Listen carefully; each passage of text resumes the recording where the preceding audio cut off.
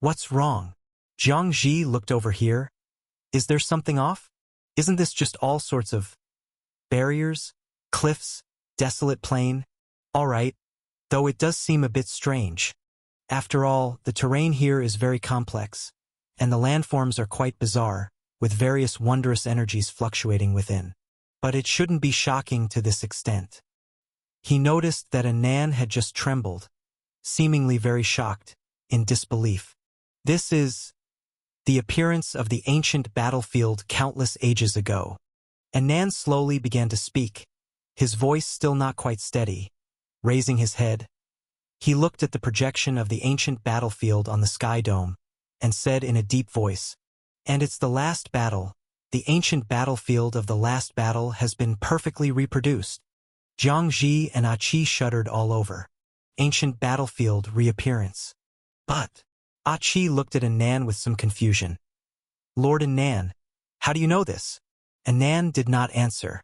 But the answer was obvious because he was on the final battlefield at the time, witnessing the horrific outbreak of that war.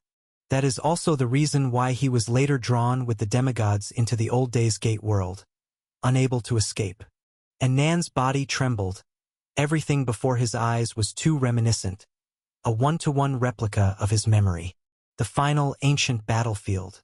It was a war lasting till the end, where countless worlds were blasted apart, with space fragments converging at the world tree root for a final desperate struggle. Which is why so many strange phenomena, disastrous energies, and landforms appeared. What the hell is going on?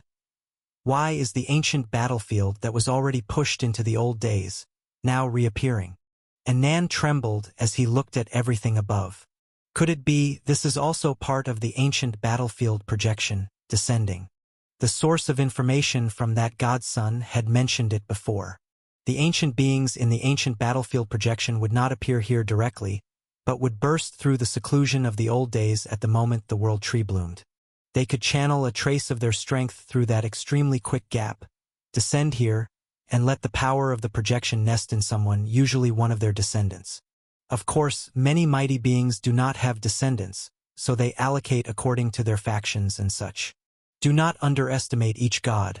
Although they are buried in the old days, their connections to the present world are not few, faintly extending their hands, influencing everything.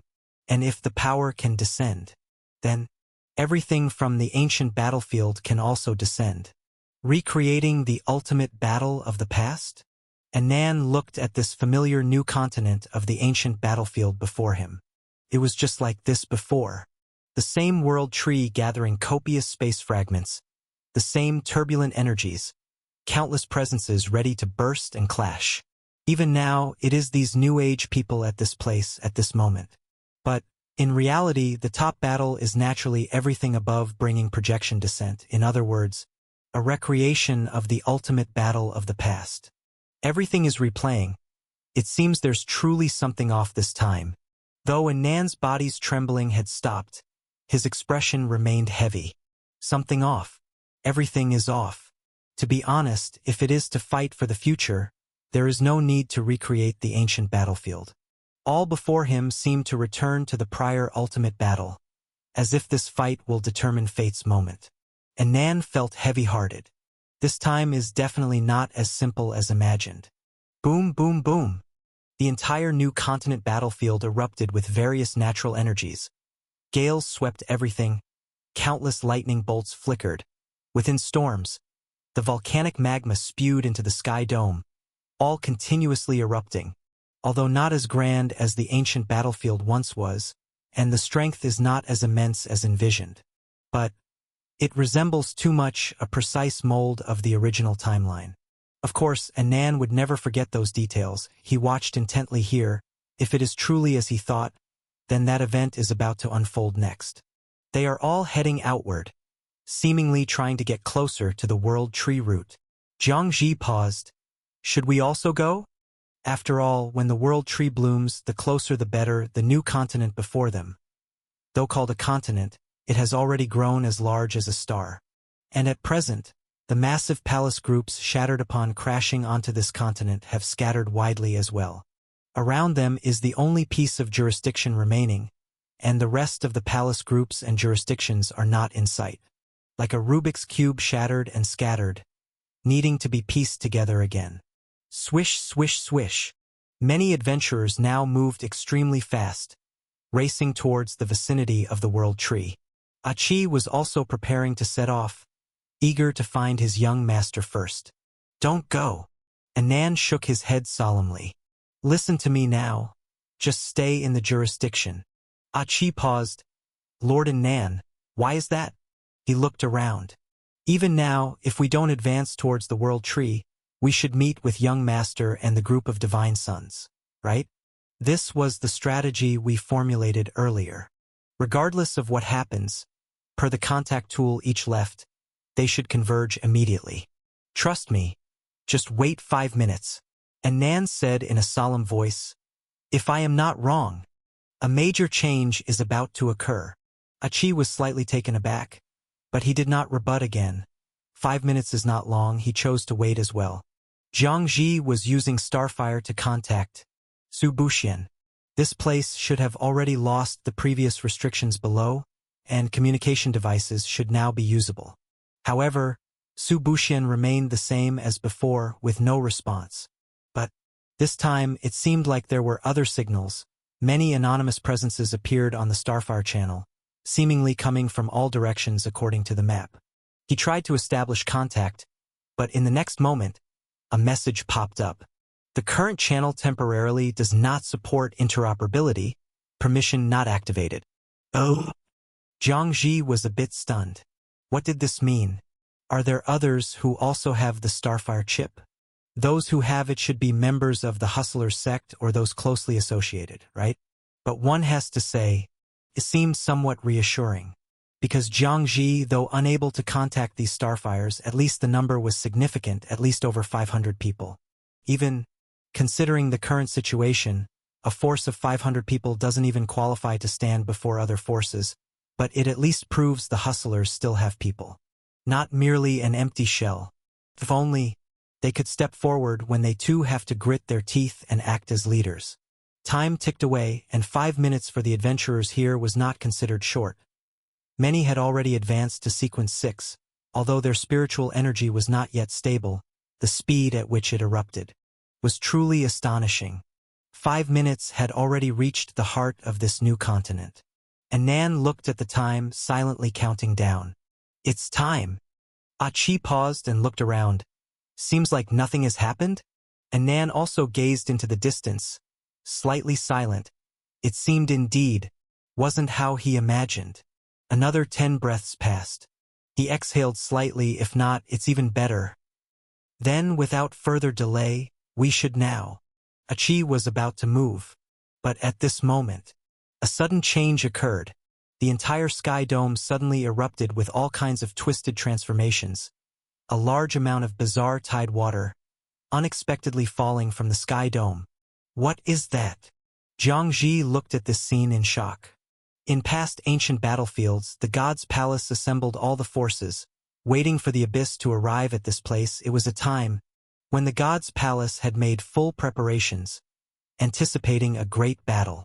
And the first step of the abyss arrival is such a scene. Anan's eyes were grave. It really came. Boom, boom, boom. This scene was very shocking. Above the sky dome, dark clouds were rolling. A large amount of abyss tide water poured down from the sky dome. But this is not ordinary tide water. Many people had already reached Sequence 6 under the situation where nothing was restricted. They could see clearly at this moment. That is monster tide. But it was tens of thousands of abyss monsters. They gathered into a scene like a terrifying picture. A large amount of tide water directly obscured the sunlight from above the sky dome, pouring down. Many monsters were mixed within. They were in all kinds of bizarre shapes. There were terrifying pollution monsters. Many people recognized them at a glance, the most familiar type that remained the most in the present world. Their appearance was a kind of eerie blur, as if condensed from the deepest darkness. Their existence itself was a dreadful curse, twisting and distorting the surrounding space. Wherever they passed, even light became darkened, contorting everything around. Looking at them too much seemed to trap one within. There were also other monsters. Their bodies were bloated, skin showing a sickly green, streaming corrosive liquid. Their tentacles covered in pustules, each drop exuding a suffocating stench as it dripped. In the places they passed, flowers withered, soil turned barren. Among them was even an astonishing decay and anxiety aura, able to suck away all surrounding life force. "What is that again?" Achi murmured, and Nan's expression showed some change, eyes full of fear. "Blood demon monsters." In the previous doors of the old world, there were abundant blood demon power stored within those zombies. Night demons were actually its affiliates. These were monsters produced under the blood demon power. "Look over there," someone exclaimed in fear. They all turned to look silently towards the other side. Over there was a scarlet tide, rushing down from the sky dome like a red sunset torrent. Those monsters were entirely covered with deep red flesh, their eyes flashing with cruelty and fanaticism. Their sharp fangs, bloody mouths seemed like they could devour all life. As they breathed, the surrounding air seemed dyed with the smell of blood, suffocating. Their bodies covered in all sorts of terrifying wounds, even filled with an extreme anxiety. Achi's gaze narrowed. Anxiety. These are the monsters of the god of anxiety. Jiangji, you know too. Because... Achi gritted his teeth, his eyes fearful, speaking in a deep voice. The world once sheltered by our god felt the descent of the god of anxiety's power. Within half a day, 1 billion people committed suicide. Then all turned into these terrifying monsters. Achi trembled with terror. And my parents were among them. Their god had no resistance in front of the god of anxiety. That was the most frightening existence. And now, these monsters have descended again. All this is undeniable. The fear from before is about to reappear again. The most painful is... Achi clenched his fists. I am still filled with fear now. Out of control, even the thought of revenge is occupied by fear. And then, there was the last type of monster.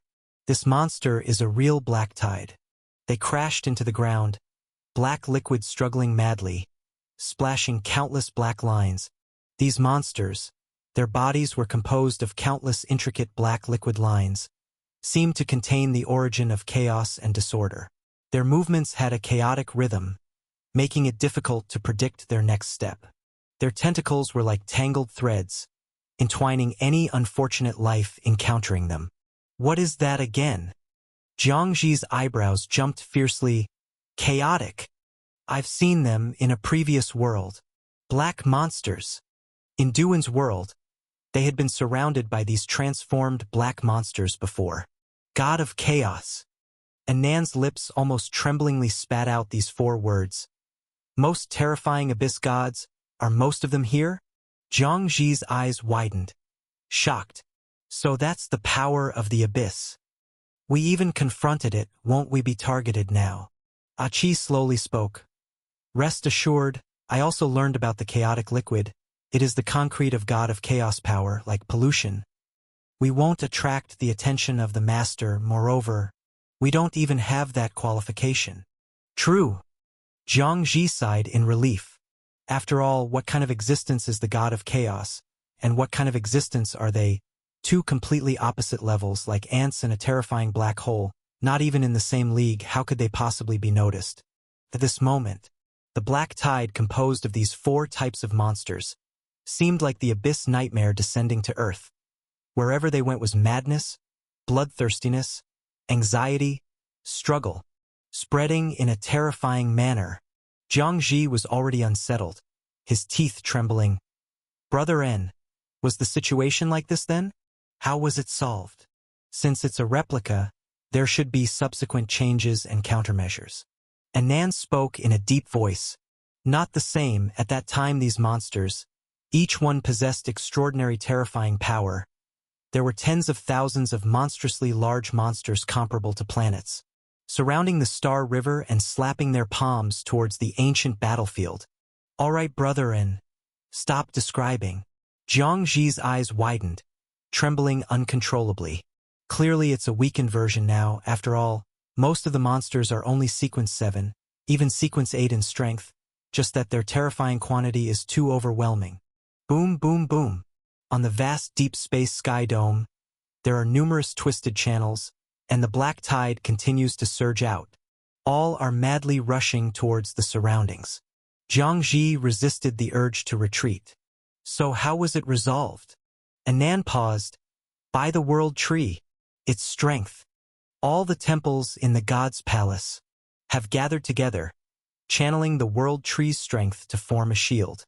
He looked at the current jurisdiction. If everything is a weakened version, then it means this place represents the god's palace, and those points are the world tree's strength. This is too weakened, and at this moment, the entire jurisdiction is just as Anan said, bursting forth with a dazzling brilliance that directly envelopes this place. However, why was my point deducted by 1 point? Jiang Ji's eyes widened. Anan spoke softly. That's how it always is. All sanctuary is based on the strength of the people present. Once connecting with the world tree was everyone's united effort. But now, each person has points deducted. After all, from the current situation, the points they acquired were all deprived of the strength from the old world tree. And now staying in this safe sanctuary naturally requires paying an appropriate price. The next moment, they saw people who had rushed out earlier starting to retreat in terror. Quick, go back. Run! The terrifying black monster tide arrived, scaring a group of ambitious people into retreat. Achi tremblingly grasped his weapon. Looking into the distance, he said in a deep voice, "Is it coming?" Even with the so-called protection of the jurisdiction, he is more willing to trust his own strength. Stay calm. Anan said softly, "They are not wild beasts of ancient times, but an army. They won't charge recklessly." At this moment, many retreating people realized that the black tide did not immediately rush at them after landing on the ground. Instead, they began to gather, emitting a cold aura, forming into a certain formation from all directions. Many people's pupils shrank. Such a formation instilled more fear. This is not a monster tide. This is war. And similarly, Anan looked elsewhere. God's palace has also arrived. Boom, boom, boom. The distant sky dome radiated a dazzling light. Simultaneously, light spots like waterfalls began to fall. They are densely packed, looking like a waterfall of light to the naked eye. But upon closer inspection, one would find various sorts of war armors crashing down. What is that? Jiang Ji was stunned. Not a living being? Since the strength of the god's palace was also descending, he expected some powerful life forms akin to these monster tides to appear. But it was not. These war armors, they carried an ancient aura, filled with the powerful strength of a regular army. Yet Anan's expression slightly changed. All the fallen war armors before them, each one was rusted yet exuding an ancient aura. Even though broken, the armors emitted a domineering strength, ready to trample upon all obstacles. Those rusts and damages are the witnesses of their former bloodshed on battlefields, recording their owner's bravery and struggle before death. What exactly are these? Jiang Ji murmured. Anan spoke in a deep voice. All of these are the war armors of those who fought against the Abyss. These armors once belonged to all sequencers who fought against the Abyss, the relics left upon their battleground deaths. Each war armor carries part of the owner's strength, akin to a time-worn ancient giant beast, loaded with terrifying strength, waiting for a worthy successor to unlock their power. Each war armor retains remnants of their strength, having withstood countless life and death battles. Countless ages have buried them, yet they never disappeared. Back then, those powerful sequencer strengths burned their last shred on the final battlefield, exhausting everything against numerous Abyss entities. Now, these war armors still radiate intense energy, gathering the will and blood of ancient heroes, waiting to be awakened once more. Anan spoke in a deep voice. Jiang Ji was stunned, staring at Anan. "Brother In, how do you know all this?" Achi was also staring in awe at Anan. Anan pressed his lips, I. His divinity surged forth violently, illuminating with the white brilliance of the sky dome. I didn't intend to hide from you, but my identity is indeed related to God's palace. He is not only related, but he is one of the wind god's son, the leader among several God's palace figures, having experienced the final battle, aware of all information of the current scene. Achi was stunned. You are a divine son of God's palace? But why are you here with us? The God's palace itself occupies a vast faction, where countless divine sons gather. And if Anand's identity is a divine son of God's palace, he shouldn't have been here. It's a long story, but Anand looked up at the sky dome. His divinity seemed to connect with it, with some white light shining upon him, and he slightly furrowed his eyebrows, speaking softly. God's palace doesn't need me. Now my identity is a member of the Hustlers sect. Jiangji listened to this sentence, looking at Anand in disbelief. What happened? Anand slightly paused. What medicine did Brother Su give you? Jiangji couldn't help but shout. Leaving God's palace, joining the Hustlers sect. Anand touched his head, smiling helplessly. I previously promised Brother Su that I would join his church, so now I must keep my word. Look at the contrast in being human. Moreover, Anand gently raised his head, his divinity restrained, severing the white light shining upon him. Yet he did not speak further.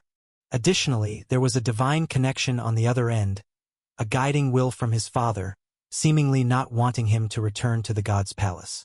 Anyway, they have already started confronting each other.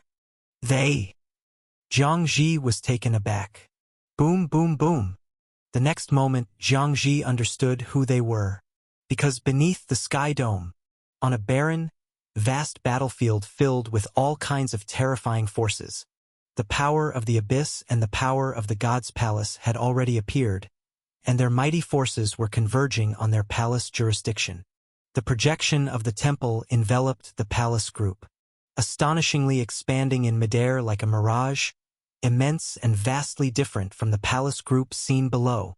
This is the true God's palace. A reappearance, the temple group projection once located in the anxious land also appeared here. Similarly, on the abyss side, an endless, colossal black vortex was forming in deep space, with various indistinct black bizarre structures emitting an oppressive force that was unbearable to gaze upon, as if one's entire being would be absorbed, soul plunging irretrievably. Simultaneously, the terrifying power within collided violently with the God's palace in deep space. Their palaces have become the transit points for transferring their power projections. Uttered a God's son witnessing this scene with a soft voice. Such terrifying power. Now, we need to hurry too. The confrontation between the God's palace and the abyss had begun. Their terrifying aura clashing while remaining inert, the atmosphere particularly tense, as if both sides were still preparing for something. Meanwhile, the chaotic camp. Every adventurer was stunned by this scene, their expressions wary yet wild. Their eyes revealed a desire for the future and a pursuit of strength. Although we exist like ants, it doesn't mean we can't gain our future from it. At the same time, suddenly, numerous palaces erupted with astonishing divine light. Projections of God's sons were also descending, appearing unusually tall in the sight of countless people, muscles hard as sculpture, each movement exuding boundless power. The God's sons bathed in golden radiance, seemingly carrying the favor of the divine race on their bodies. Each step taken was firm and heavy in rhythm. Return! Under a low shout, hundreds of palaces controlled by different God's sons suddenly burst forth with twisted spatial fluctuations, starting to transfer their dispersed jurisdictions back. Their power was naturally weaker, so while passing through the new continent, the space was still torn apart, unlike the God's palace and the abyss which maintained their integrity. But it wasn't a big problem. Under the illumination of divinity, they, God's sons, naturally received guidance from the powerful divine race, and the palace itself could inherit power. Enough points were added, the divine race's power attaching to it. Boom, boom, boom. Every jurisdiction began to shake violently as a result. Anan whispered, "Pay attention!" He was the only divine son in this jurisdiction, naturally able to sense the explosive divine power of the palace. The god's son named Lei Yun was already regrouping through the power of the divine race and points. And in the next moment, the entire jurisdiction suddenly flashed. Everyone felt a strong projection shining down. That is, Jiangxi gazed in shock at the sky dome, where a massive projection of the world of the divine race emerged from an extremely distant place. Streaks of lightning, countless bolts of Shandian traversed it like enormous dragons, weaving through the vast nebula. That's the existence behind that god's son Lei Yun. Instantly, their jurisdiction was positioned. A mighty projection enveloped the entire jurisdiction. Suddenly, all their visions twisted, chaotic, a momentary haze. Upon regaining clarity, what lay before them became apparent. At this moment, they had already connected to the main palace controlled by Lei Yun, surrounded by a vast assembly of dozens of jurisdictions that had gathered together to form a line-up structure centered on the palace. Moreover, other palaces of God's sons were also located in this place, each person equally using the projection positioning of the divine race and points to gather numerous jurisdictions. And in this place, Anan looked towards the center, an enormous root of the New World Tree, extending to deep space with no end in sight. Their palaces combined with jurisdictions looked very large, with any jurisdiction easily accommodating nearly 10 million people, and when gathered together completely like a small world. Yet beneath this world tree, they were merely grains of sand beneath a giant mountain. And beyond that, previously separated by a very distant location, they could gaze towards the deep space over the sky dome. But now, the temple group of the god's palace, directly above in the deep space, a vast number of heavenly destiny people, various forces of assembled people were gathering, each clad in newly rusted war armor. Numerous worlds prepared by the shelter of the god's palace were appearing with countless life forms. These were the forces prepared in advance for this war. Simultaneously, many heavenly destiny people had already appeared at the front line. Some held ancient swords radiating brilliant light, with ancient aura resting upon them, as if the master of the ancient sword had descended. Others clad in war armor, whole body radiating stunning holy light, ready to explode at any moment. Their eyes firm, faces solemn, emitting an unyielding majesty. The vast numbers of heavenly destiny people, along with various life forms of all sizes, were gathering. And on the other side, the abyss. The cursed power appeared twisted and dark, anxious monsters seemingly birthed in agony. Their bodies twisted, sinister faces ingrained with hatred for life and fascination with death. Pollution monsters akin to bizarre incarnations, their skin exuding ominousness, seemingly emitting twisted spiritual pollution from their bodies. Many chaotic monsters resembling nightmare venom, with shadows devouring everything. Blood demon monsters immersed in blood, their skin stained as if soaked in it, every breath carrying a strong, rusty odor. This formidable stance formed a bizarre confrontation, with a delicate balance in the distance between them. The air filled with tension and seriousness. Is this truly the ultimate battle reenacted? Jiangxi exclaimed in shock. Anan gravely shook his head. It's not. This is merely the weakest transfer of power, simply soldiers. The truly decisive power has yet to descend. After all, the New World Tree hasn't bloomed, failing to penetrate the ancient battlefield projection and the old days. Those truly terrifying forces have yet to descend. Then now is. Jiangxi looked around. Various divinities surged skyward, countless projections seemingly generated above the sky dome. Every divine son, ancient clans, powerful races are feeling their gods from behind through their means and manifesting their projections.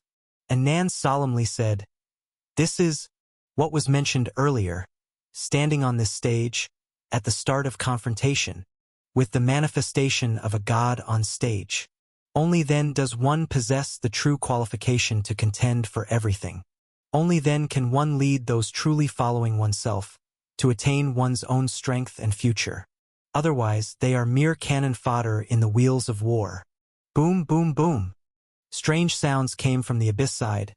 They cared nothing for what the god's palace or chaotic camp had, wanting to destroy everything but themselves, killing in a frenzy. Endless unrest, pollution power came rushing. More and more monster tides were gathering, transported to this place. Countless terrifying monsters seemed poised to devour everything. At least this world tree's giant mountain, now already covered in lots of black muddles on it. Boom, boom, boom. The strength of the abyss is more terrifying than imagined. The dreadful waves, even without exploding outward, possess a ferocity that can impact everything. Lei Yun's figure flickered, appearing at the highest point of the palace. Everyone, be cautious. The divinity on his body and the projection of the divine race in the sky dome interweave, clearly seen. At this moment he appears as the true heaven's chosen son meant to suppress everything. Even amidst these vast terrifying auras and the perception of countless powerful gods, he shows no cowardice. Next, protect your jurisdictions well, because the widespread horror accumulated over countless years is about to erupt. You divine sons should emit your divine summon. As for what Lei Yun said, he himself does not know, because at this moment he is conversing with the projection of the divine race above the sky dome, receiving guidance from them. It seems that something terrifyingly extreme will happen next, and without sanctuary, catastrophic danger is bound to occur. Boom! At this moment, the singularity in the sky dome suddenly expands. The surrounding starry sky whirlpool spins even faster.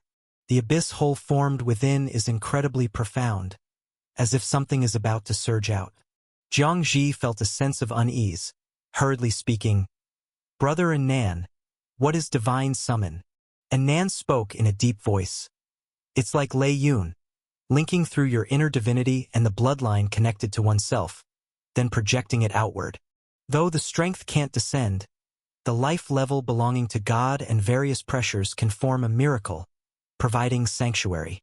This is actually the principle of various shrines providing sanctuary to the world, capable of crossing space for remote protection, deterring countless dangerous strengths that invade this world." "Then hurry up, Brother Anan." Jiang Ji's eyes widened. "Ah, Qi Yu." Jiang Ji just turned his head. "I must go now, you two. Best of luck." At this moment, Ah Qi swiftly moved toward the jurisdiction where Qinsheng was. After all, their jurisdictions are right next to each other. And at this moment, Qinsheng had already manifested the god projection behind him. Raising the eyes, one can see Qinsheng flying in the sky, and the projection revealed behind him, though currently with no substantial strength. The mere appearance of this projection already signifies an identity surpassing countless people and an unshakable status. And then, one after another, projections also appeared with a roar. Miracle Sanctuary appeared in every jurisdiction. Preparations were already being made ahead of time. At the same time, those in charge of the temple connected them together, integrating points with miracles, everyone participating, forming a system centered around miracles, with each person's points providing continuous strength. And concurrently, just as Lei Yun had reminded, the mouth of the abyss finally underwent changes. And it was extremely fast. Rumble, rumble. Everyone's ears erupted with a buzzing sound. Extremely sharp, like a cosmic grinding wheel or a fast-spinning pulsar, impacting everyone's eardrums. What sound? Someone's body shook, covering their ears, looking startled into the distance. In the next moment, a colossal eerie figure vaguely appeared in the vast starry sky, bigger than a star. The recent sound was its roar. Only it still had no way of descending upon this realm, the strength still constrained by the barrier of projections, just a thin layer that couldn't be broken. This is what I mentioned before, the truly colossal abyss behemoths from the ancient battlefield. Anan's expression grew intensely solemn. Although previously mentioned lightly, in the ultimate battle of the ancient battlefield, such beings are indeed the most terrifying under top-tier strength. Each one of them is a collective entity of 4 divine strengths. They are monsters crafted together by them. Each one? Upon hearing this, Jiang Ji's heart trembled instantly. A bad feeling immediately rose. In the next moment, rumble, rumble. From all directions, hundreds of such gigantic terrifying bodies appeared within the thin membrane formed by the dark whirlpool. They are entities of various strengths, including the previous monster tides falling from the sky dome, all spewing from their mouths. Pollution, curse, chaotic, blood demon. These are the world catastrophes formed by a convergence of various strengths. And next, Anan gritted his teeth. It's likely coming. Under the roars of hundreds of vague figure, massive monster tides surged from their mouths. This time the quantity was several hundred times before, dense and dense. And whereas before the group could jointly keep them at bay, but now it seemed they couldn't stop the Abyss revival, these hundreds of Abyss giant integrals were already continuously generating monster tides. At this moment, it seemed also drawn by strength. The massive monster tides reached a frenzy of bloodlust. Roar! And amid the sharp, shrill roars, all monster tides suddenly surged violently, unstoppably moving toward every living being in sight. Brother N. Jiangji gripped his weapon. They're coming! Quickly perform divine summon. Sorry, but Anan shook his head in embarrassment. My situation is a bit unique. His divine father, though one of the top leaders in the God's Palace, seems too deep in the old days, unable to perform divine summon or manifest miracle. Jiangji widened his eyes. Then what do we do? At this moment, their area was the only one without the descent of a miracle, only the points from the temple providing sanctuary, but that was far from sufficient. A massive tide of monsters crazily surged around them, and in the sky, countless winged demons were attacking. The miracle at this moment combined with the light shield emitted by the palace was currently unbreakable. But Anan's side had become the weak point. Everyone's points here were rapidly depleting. After all, there hadn't been an outbreak before, and points merely maintained the existence of the light shield. But now once the attack starts, the points will naturally be consumed much more than before. Everyone's expressions changed drastically, wanting to flee to other jurisdictions. But at this moment, the jurisdictions were completely separated, and only their own strength could provide sanctuary for this area. What should we do, Brother N? Don't panic. Anan gritted his teeth. Currently, we still have quite a few people in our jurisdiction. Even without the sanctuary of a miracle, relying on points can sustain us for a while. However, the monster tide wasn't entirely bizarre entities.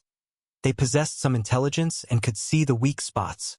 In addition to the massive monster tide surging towards other palaces, the tide redirecting to the palace where Lei Yun was located was naturally overwhelming. The Abyss originally intended to obliterate everything, and any life outside the Abyss was just an ant on their path, trying to consume everything indiscriminately, aiming to erase all traces of existence.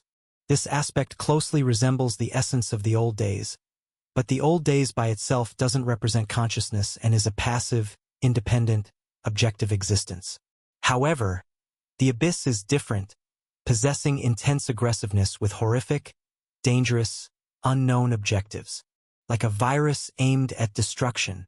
And at this moment, they seem to have sensed Anan's jurisdiction was a weak spot, and a large portion aggressively charged toward here. Can't let them enter. Anan stood up. He wasn't defending the area to prevent damage to the jurisdiction but knew if the Abyss monster tide broke through the barrier, all would lose sanctuary, eliminating any possibility of opening channels in isolated places against the tide. Everyone would be utterly exposed in this desolation. Must take the initiative. To the edge of the jurisdiction. Prepare for battle. Jiangji directly responded. But unfortunately, Anan looked around. Most people weren't moving as they had hoped. Damn. Jiangji gave a bitter smile. They were the worst among the many factions of Divine Sons. No influence of their own, just two people to stabilize.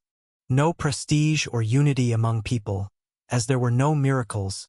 Now everyone only wants to use all their points to provide themselves sanctuary. After all, taking the initiative requires going to the edge of the jurisdiction, where one could lure part of the monster tide in to fight and battle, but would also demand more points. They preferred using these points to protect themselves amidst subsequent chaos. After all, The God's Palace had various heroic-level battle armor left behind. Major forces had ancient foundations and even sanctuary from gods, while Divine Sun's organizations were easily beyond explanation. Totems were projections of all strength, with extensive households supporting numerous subordinates. As for these small to medium forces, and the many adventurers, whom could they rely on? If not relying on themselves, only the points could provide them sanctuary, acquiring relatively matching ancient powers. It was a gift from the World Tree. They were unwilling to become cannon fodder and aimed for even a tiny hope, marking a turning point in their destiny. After all, reaching here already surpassed 99.99999% of people. Numerous adventurers and countless life lacked qualifications to even enter here. Anand's face darkened slightly. At present, he had no means to manage it all, while the God's Palace was already combating the Abyss Vortex, seemingly just rough collision of forces. But actually, the internal battles were fiercer than visible to the naked eye. Anand couldn't ask for help as the true most important matter lay ahead. Boom, boom, boom. Under the projection of the God's Palace and the outbreak of the Abyss, dazzling light emerged, though not occurring in the layer of the new continent, but beneath the membrane unreachable by the sky dome itself. Powers within the temple were continuously opposing it. Anand steadied himself. Seems we have to rely on a desperate gamble. He wanted to set an example, unleash his strongest strike at present, and exhibit destructive strength to rally everyone's fighting spirit once more. Brother Su said, winning people's hearts depends less on setting examples, more on bluffing, or rather operating. Zhang Ji paused. I think your move won't work. Anand remained silent. Though the words were blunt, they were indeed factual. There's not much true beauty and goodness. In the chaotic camp, there was no such thing as order. And at this time, in this area, the Abyss monster tide was gathering in greater numbers, resulting in intense tremors due to the absence of miracles and coordination with everyone. Zhang Ji was somewhat panicked. This was just the first wave of the Abyss, and the true strength hadn't even appeared yet, and they had fallen into a predicament. I shouldn't be here. I should be under the car. No. Suddenly biting his teeth, Zhang Ji raised his wrist. What happened? I want to make a call. Damn. They promised no matter what happened. That guy said there'd be a way. There would be support from the Hustlers sect. But up until now, not a single person has shown up. We wasted all this time posing here. Really need to escape. Brother N. Anand said nothing, looking around instead. To run away.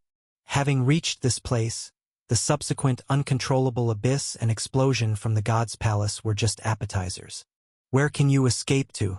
They could only try every possible approach now, holding on as much as possible, until that moment when the World Tree blooms. That would be their chance to break the limits and start competing. But now, the first wave was about to cost their lives. Pick up the phone, Su Buxian. Zhang Ji was also using the Starfire chip to make a call. The previous signals sank like stones, only accessing certain matching but not connecting channels. But now, that guy ought to show up. Zhang Ji watched the holographic screen, gritting teeth and staring tight on the Starfire signal transmission. Was it really not working? As the Starfire signal was heading towards overtime, no response. And then suddenly, beep! A dialing tone from the Starfire chip appeared in his ear.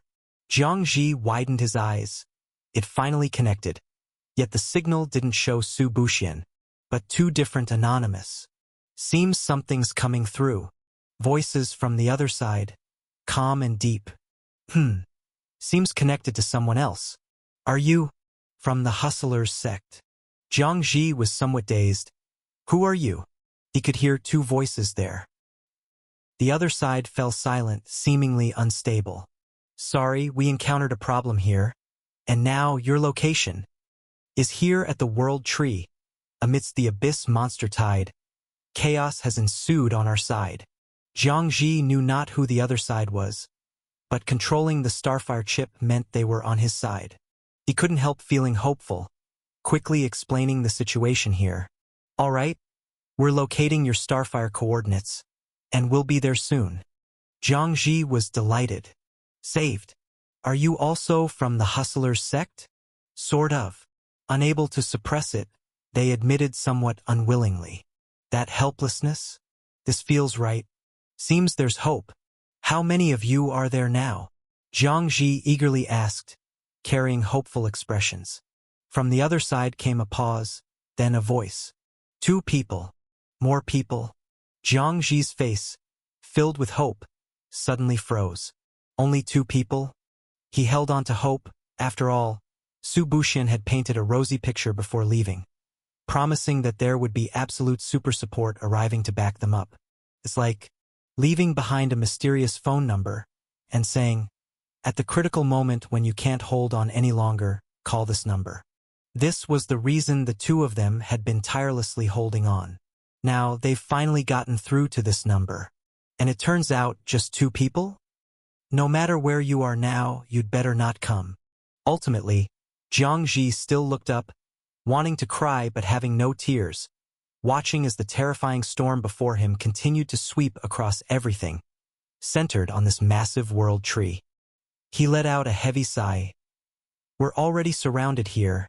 The number of monsters we've accumulated is at least 3 times that of elsewhere. No matter what, the situation here is already as bad as it can get. If this jurisdiction were filled with our own people, there would still be resistance. But the situation is entirely different, lacking prestige and deterrence, that's one thing. The important thing is, there's no miracle that people would bet on descending. Though one's background matters when out and about, in extreme situations, it still depends on the strength that can solve most people's concerns in the current situation. Otherwise, it'll end up like this, where no one is willing to bet their points on a riskier place. We understand your situation. Rest assured we are on the way. Yet the voice on the other end showed no emotion, simply speaking calmly. Question mark. Now it was Zhang Ji's turn to be stunned. No way. I've been talking for so long and you're still planning to come over? Are you 2 insane? It's not a big problem. The other party's voice was so calm it made Zhang Ji feel dazed. Some people are just like that, able to reveal their extraordinary nature through voice and words alone. Hold on, I need to operate a bit. I'm not yet skilled with this. After all, it's the permission temporarily given by that guy. This will probably consume a tremendous amount of points, but there's no other choice. The other party seemed to be using something, and appeared unconcerned about the situation he had just described. Wait, where is Su Buxian? Is this his arrangement? Zhang Ji felt the urgency at this moment. The other party seemed rather indifferent. He couldn't understand. Unfortunately, the other party didn't answer him, but softly said, "Stay put. Members of the Hustlers sect, we're about to arrive." Already? About to arrive? The next moment, Zhang Ji was slightly stunned because although the signal on the other side was still there, the call had already dropped. Moreover, before it ended, he heard a sharp, piercing sound. Immediately afterward, a massive space rupture suddenly appeared on the desolate battlefield filled with monster tides. Note it was a rupture, not the gentle space distortion from before. A spatial rift had been directly torn open. An astonishing spatial rift appeared in just an instant, penetrating the monster tides directly. In an instant, hundreds of thousands of monsters were easily sucked in, crushed into pieces within the terrifying spatial rift. And at the same time, in everyone's sight, a massive projection was suddenly manifesting, and it seemed the spatial rift just now emerged from this enormous projection. Zhang Ji was taken aback. Is this a palace? However, unlike any other palace, this one was even more magnificent. Its size 10 times or more than all other palaces combined in any jurisdiction. And not only that, the protective barrier it possessed was also on another level compared to other palaces. Incredible brilliance was shining, but the monster tide wouldn't fear these things. They were the most loyal, most insane derivatives of the abyss, only focusing on crazed slaughter, although some were effortlessly annihilated with the opening of the spatial rift. But this is not chaos, this is the stable present world. The spatial rift lasted merely for an instant before it was completely repaired, and the surrounding monster tide quickly filled the void, crazily crashing into the newly appeared massive palace. But, unlike other palaces that generate a protective barrier using points, this grand palace's barrier simply rippled, and then those monster bodies continually crumbled under the powerful energy of the barrier. Roughly a minute later, the bodies would collapse into black water, completely disintegrating. It even has an energy backlash defense? Almost all God's sons looked on in amazement at this scene, as they, as controllers of palaces, knew all too well the various abilities of a palace, and protective barriers essentially used the points of all people present to erect a corresponding force, providing stable defense. But it has no retaliatory capability, at most separating the monster tide outside, constantly repairing cracks in repeated collisions. And this enormous scale, completely different aura. Indeed, this palace has ascended in rank. The God's sons stared fixedly at the palace ahead. It was said before, palace can ascend. From low quality, ordinary, excellent, perfect, immortal to legend, progressing through these 6 qualities. However, nobody did it, as their points were all used for all-or-nothing efforts to endure the current war, without investing a single point in this palace as it has lost further sources, making any investment and return disproportionate. Just that. This palace in front of us has done such a thing. The quality has already ascended to the next stage, indeed magnificent and grand, possessing a completely different suppressive power from other palaces. But is it worth it? The role of points here is already apparent, not only for palaces but also for individuals. They all are extremely careful, preciously safeguarding their points, because currently it's unclear whether points can be acquired through other channels. Lei Yun slightly observed this massive palace, his brows gently furrowed. Could this be the palace that was selling various products before? Many divine sons of the divine race were silently speculating. Although a wave of monsters is currently overwhelming, for them, it's not much of an issue. A miracle is already sufficient. They can even save some points to prepare for the subsequent waves of impact. Meanwhile, Anan breathed a sigh of relief, for when that palace suddenly appeared, it was like a beacon in the darkness, attracting a large portion of the monsters. The pressure on their side instantly diminished greatly, and currently the consumption of points also decreased. By the way, Brother Jiang, you just mentioned the Starfire signal. Is there any news from the Hustlers sect? Anan looked at Zhang Ji. He naturally also possessed a Starfire chip, but the communication was one way. He only knew there was a signal, he didn't know what was exchanged, only that it was related to the Hustlers sect. After all, only those with a chip could communicate via the Starfire signal. I don't know. What do you mean, don't know? Anan was slightly confused. Even though they temporarily survived this wave of crisis, it's evident that this is just the beginning, and without other means of support, things would get increasingly difficult, gradually sinking into an inextricable predicament. How to say it? Zhang Ji hesitated as he watched this scene, murmuring softly. There were 2 people from the Hustlers sect contacting me. Anan paused, furrowing his brows. 2 people? With 2 people, there isn't a way to change the current situation. The key is to establish appeal, to mobilize the entire jurisdiction to act together. Only then could they resist the monster wave. So where are they now? Anan followed up. Zhang Ji hesitated for a moment. I don't know either. ? Now it was Anan's turn to be stunned. What do you mean? Simply put, they said they're on their way. And then, Zhang Ji looked at the magnificent giant palace. It just appeared. Anan, it seems this isn't a coincidence. He looked over. This massive palace and jurisdiction, the flow of people exceeds that of any single palace. However, he didn't think too much of it. It seems those 2 members of the Hustlers sect are among them. Knowing this palace was going to appear, they informed us in advance. Even though it's unclear why the palace acted so slowly, it's not something worth delving into deeply. No, but Zhang Ji paused. Their words weren't just of ordinary people in this palace. They positioned here, then actively came over. At least it's the higher-ups. At this moment, two figures seemed to soar into the sky from this palace. Many eyes looked over. Even the pupils of the divine sons of the divine race slightly contracted. That must be the controller of this palace, I figured. Lei Yun's eyes darkened, showing a touch of apprehension, yet also displaying some arrogant defiance. Turns out it's the young master of Infinite Divine Star, Bei Shenxing, and the Heavenly Court's final answer, Yang Jian. These two are extremely famous. The divine race behind them is highly unique. Even among the divine race, they are not to be easily provoked.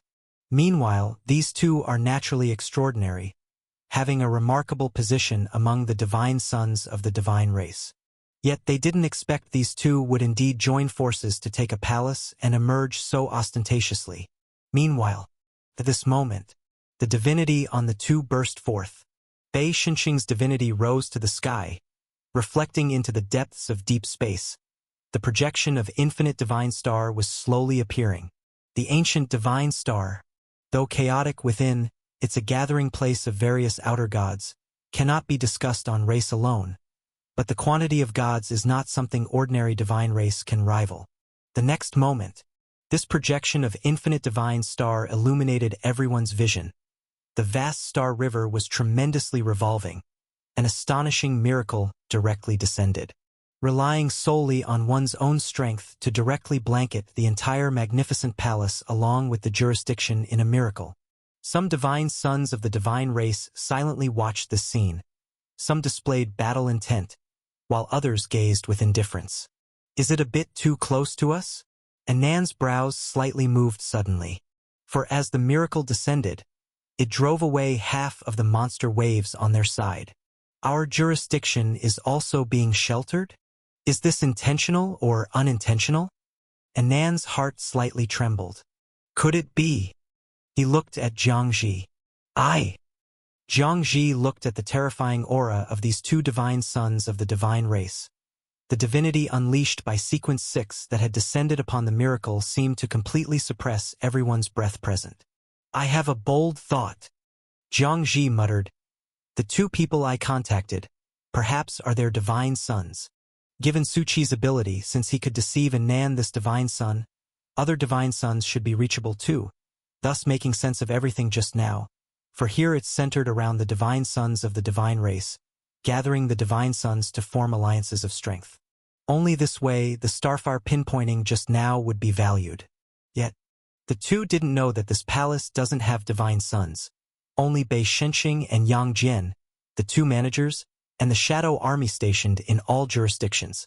Boom! The waves of abyssal monsters are not just simple impacts. A plethora of monsters are still being continuously produced. Their strength is also eroding and polluting every inch of space. And this is merely the first wave of impacts. The abyss hasn't even shown its face till now. The god's palace as well, all resistance is yet to erupt entirely. Yet, this state hadn't lasted long. Because the world tree suddenly began trembling, such a colossal world tree, practically stationed in the galaxy realm, a slight move causing earth-shattering moments. Even when not in bloom, it naturally sparked astonishing commotion. The world tree root started displaying obscure patterns. A thriving aura within it expanded with a roar, and at this moment, it seemed to open a rift. The entire star vortex changed color, blood red. Darkness weirdly emerged within. Numerous Abyss Palace group was being illuminated by it. And looking again into the jurisdiction, countless believers were wearing black robes, drawing patterns in blood sacrifice.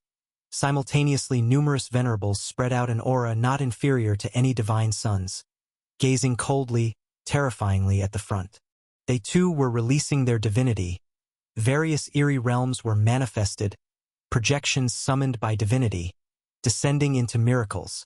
Simultaneously, there were 10 existents standing at the front.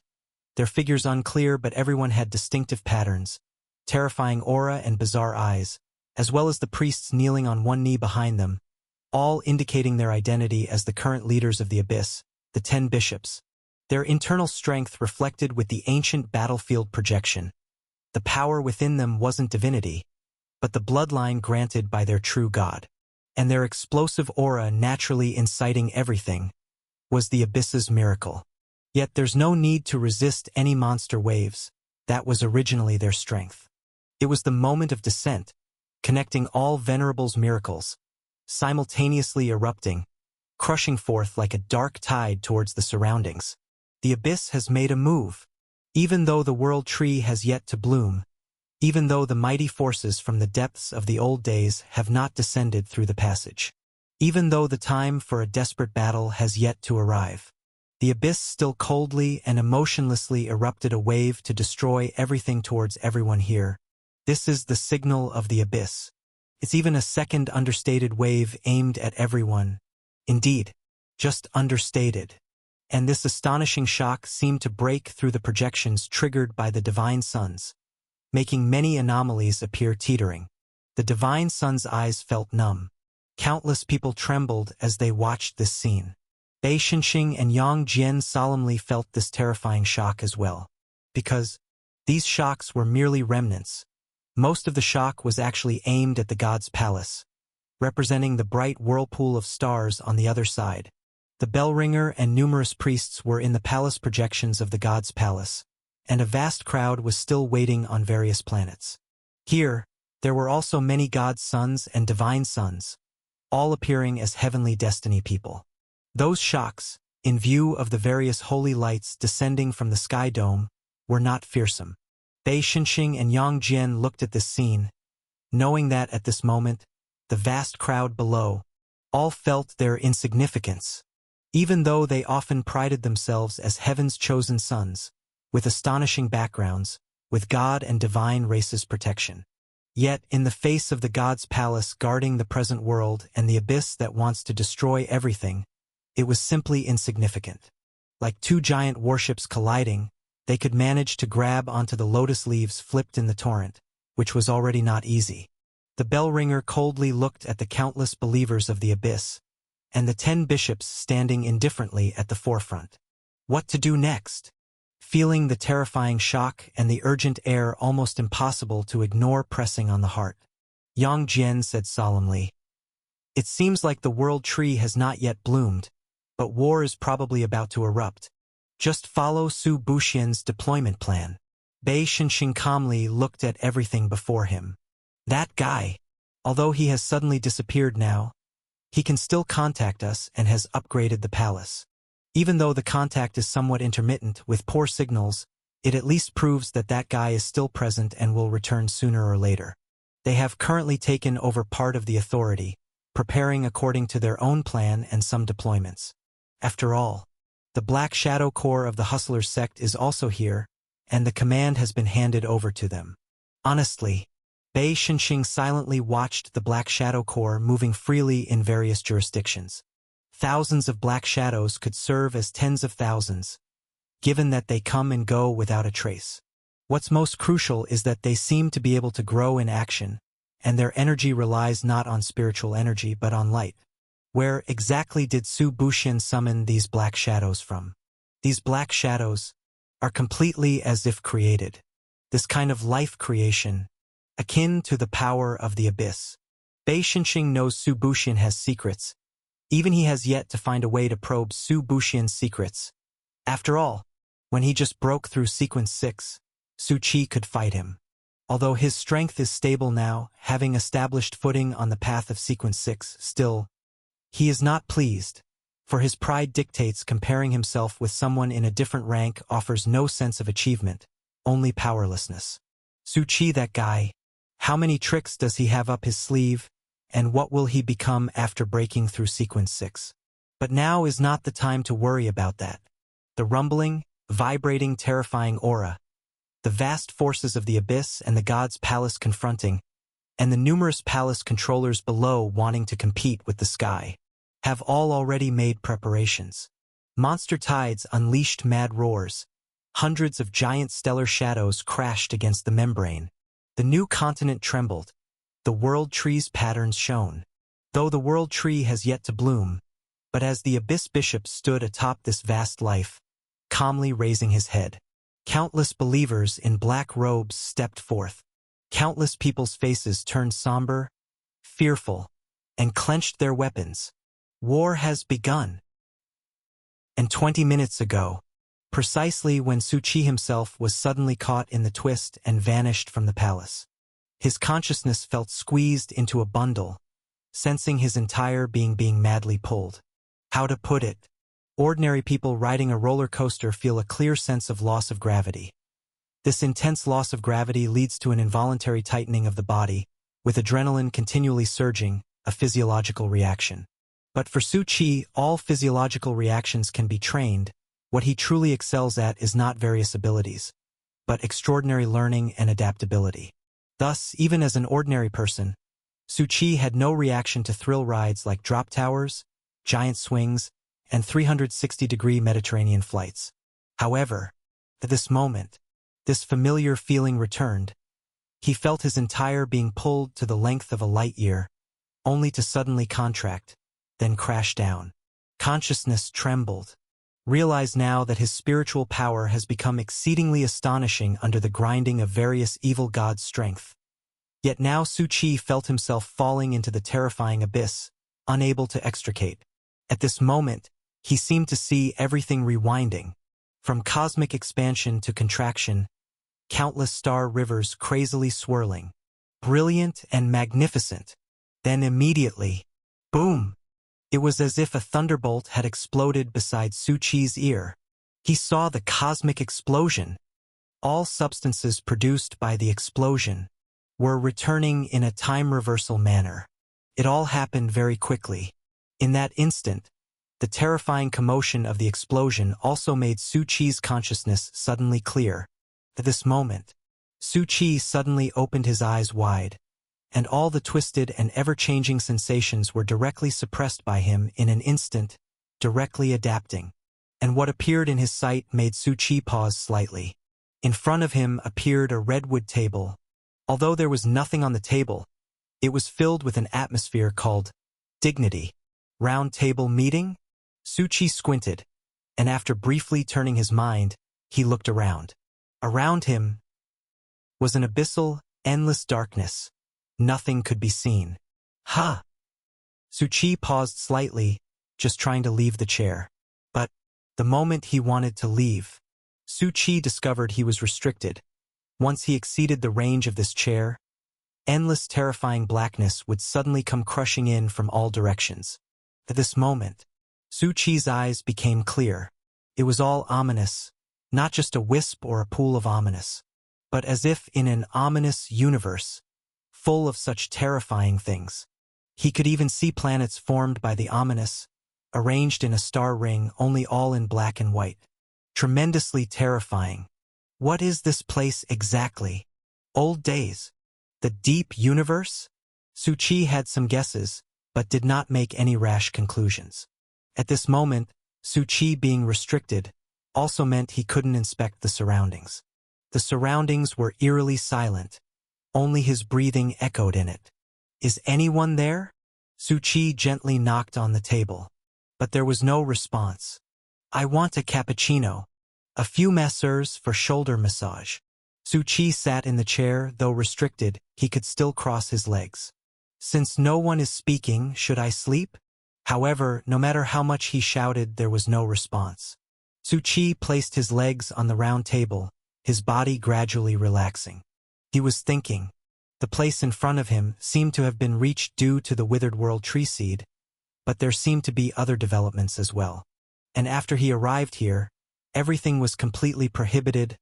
Items, abilities, spiritual energy seemed to dissipate. He himself made some stirrings here too, but there was no response. Is something missing? Or perhaps it's not time yet, otherwise, there would be changes. Su Qi looked around. The other chairs at the round table had very vintage patterns, complex and mysterious. They seemed to hide some meaning, but no matter how Su Qi gazed, he found it difficult to decipher. No question marks appeared. These patterns glowed faintly in the darkness, adding a touch of eerie beauty to the quiet environment. And his own chair also had patterns.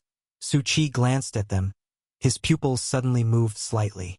These patterns look familiar. At this moment, Su Qi's brow suddenly raised because the massive ominous around suddenly trembled. The patterns on the chair actually began to shine inch by inch. At the same time, Su Qi's pupils moved slightly. The reason for the ominous trembling seemed clear, as it seemed some figures were approaching, crossing that endless darkness. It seems they're all coming for a meeting. Su Qi instead calmed down. Unafraid of big noise, just afraid of no noise. After all, everything outside is proceeding in full swing. If he was trapped here and missed it, that would be too unfortunate. And with a boom, those figures all seemed to step out from the darkness. Su Qi watched this scene closely. To be honest, their faces were unclear, but to be able to walk out from the terribly ominous darkness, and with each step, a large amount of ominous star rings shattering, black and white turning into turbulence. At the same time, Su Qi also saw different shadows appear on the surrounding chairs. They gradually coalesced into shape, revealing mysterious bodies of different forms. These shadows were silent. Su Qi also remained silent, with 8 shadows each sitting on a chair. The air was filled with a suffocating sense of oppression. Every chair seemed to conceal unknown mysteries. And why am I here? The 8 figures stayed silent, not making any move, as if waiting or not yet awakened. Su Qi squinted his eyes, coughed to break the silence. Everyone, I want to ask, where is this place? At that moment, someone calmly raised their head and gently spoke, thinking it would answer him, but the next moment, it carried a hint of confusion, muddled. What place is this? ? Su Qi sat straight, realizing he'd been outmaneuvered, and had to get serious.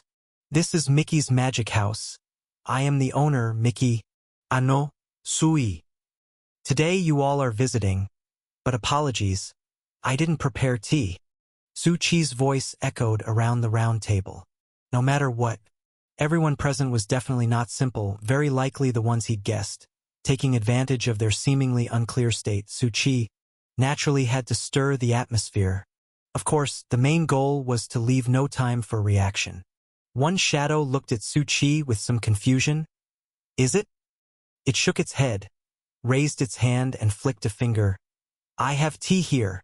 The next moment, a cup of tea appeared in front of everyone. Su Qi raised an eyebrow. He reached out to touch the tea, and a prompt box appeared before him. Gift of the Master of Eternal Dimension. Ominous resistance increased. Su Qi's pupils shook. Good stuff.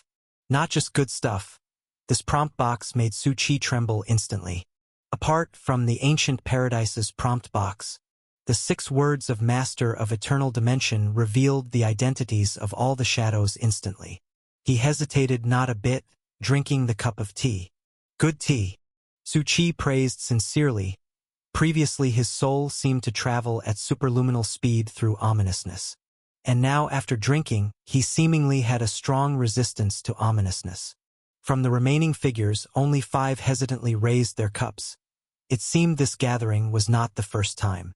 The other 3 seemed thoughtful, still in silence days, like they've been asleep too long, not yet back to consciousness.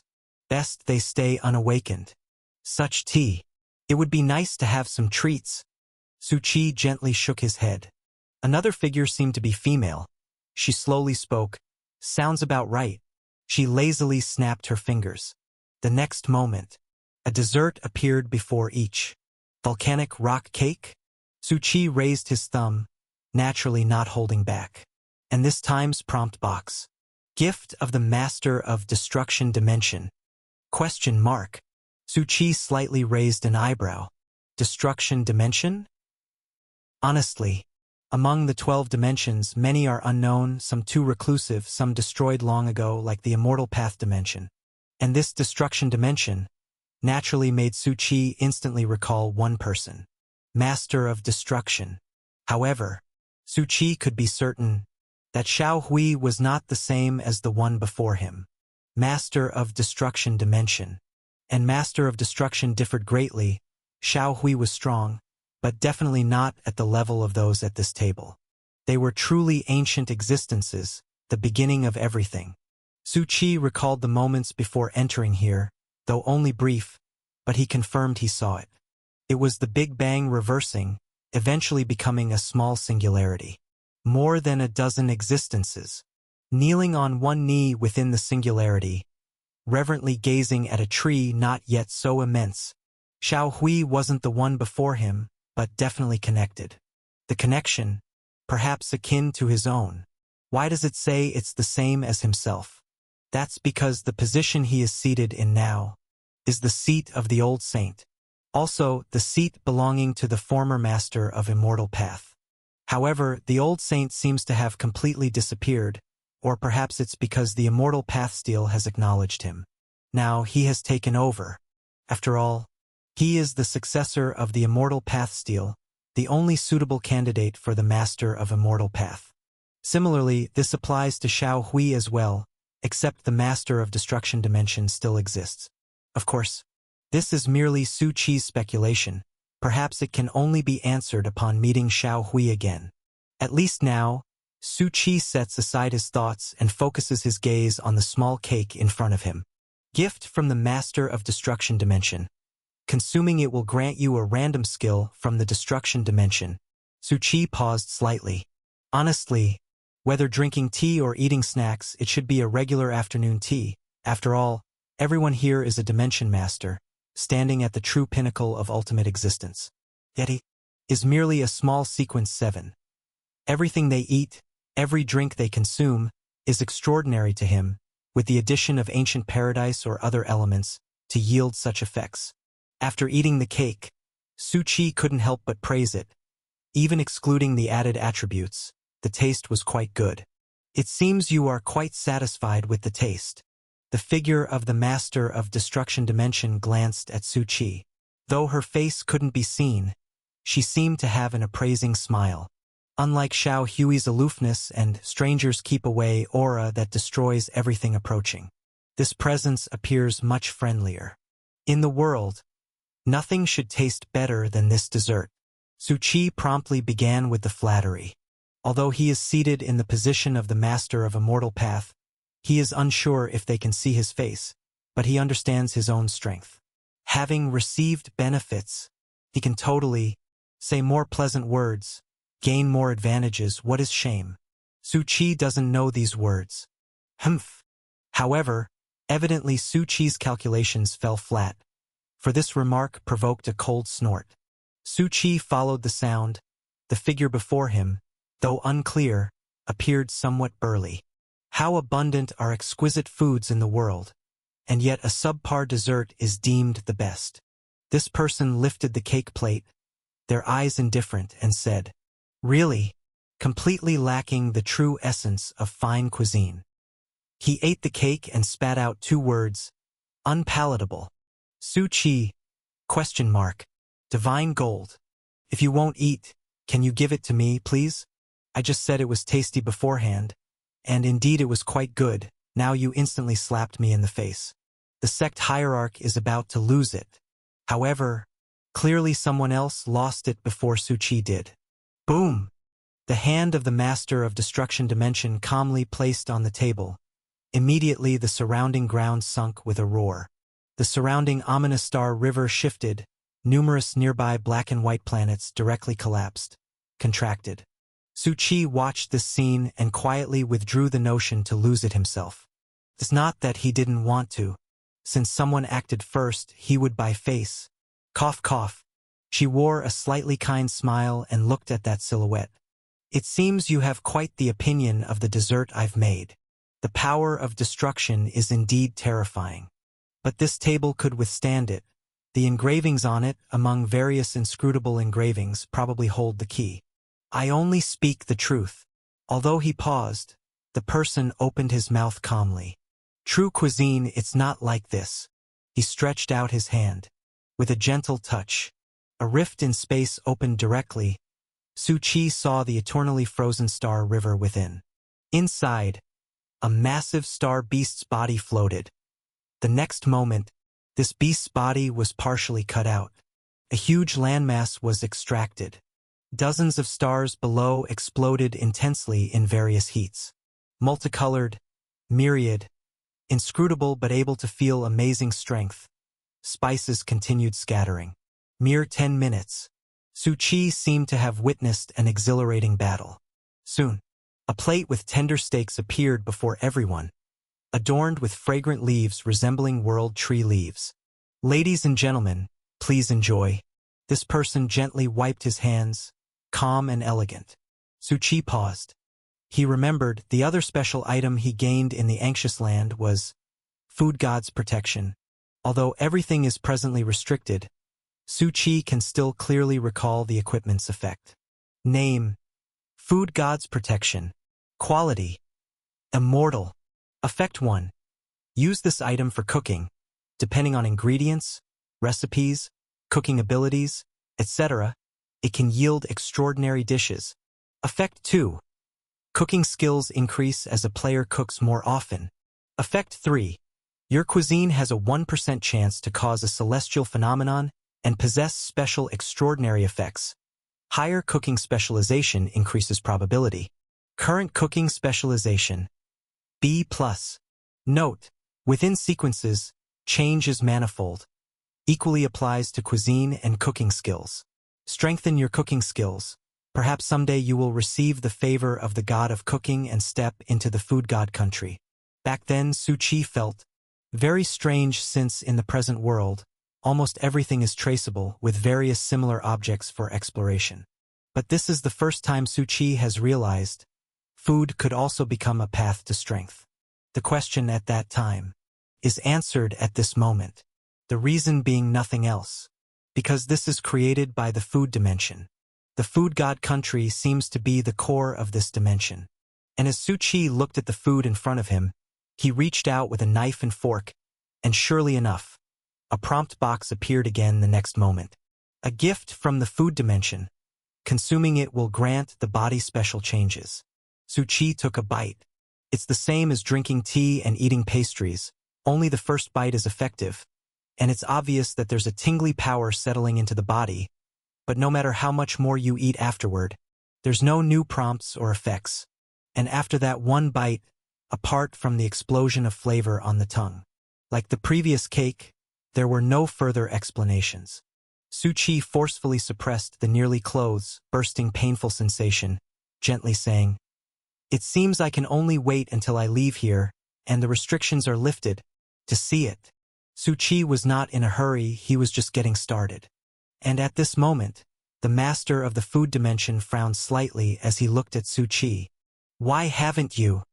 "Haven't what?" "Eating the food I personally made. 90% of people would pass out with happiness, and of the remaining 10% who can resist, their bodies would tremble, and emotions would be uncontrollable. After all, it's a core delicacy of the dimension. Every dish is related to the sequence power of this dimension, not just simple food." "I'm sort of socially awkward, reserved," Su Qi said bashfully. This presence was silent for a while. Probably didn't expect such an answer. "So, what do you think of the taste?" Su Qi paused slightly, revealing a smile. "How should I say? It's delicious.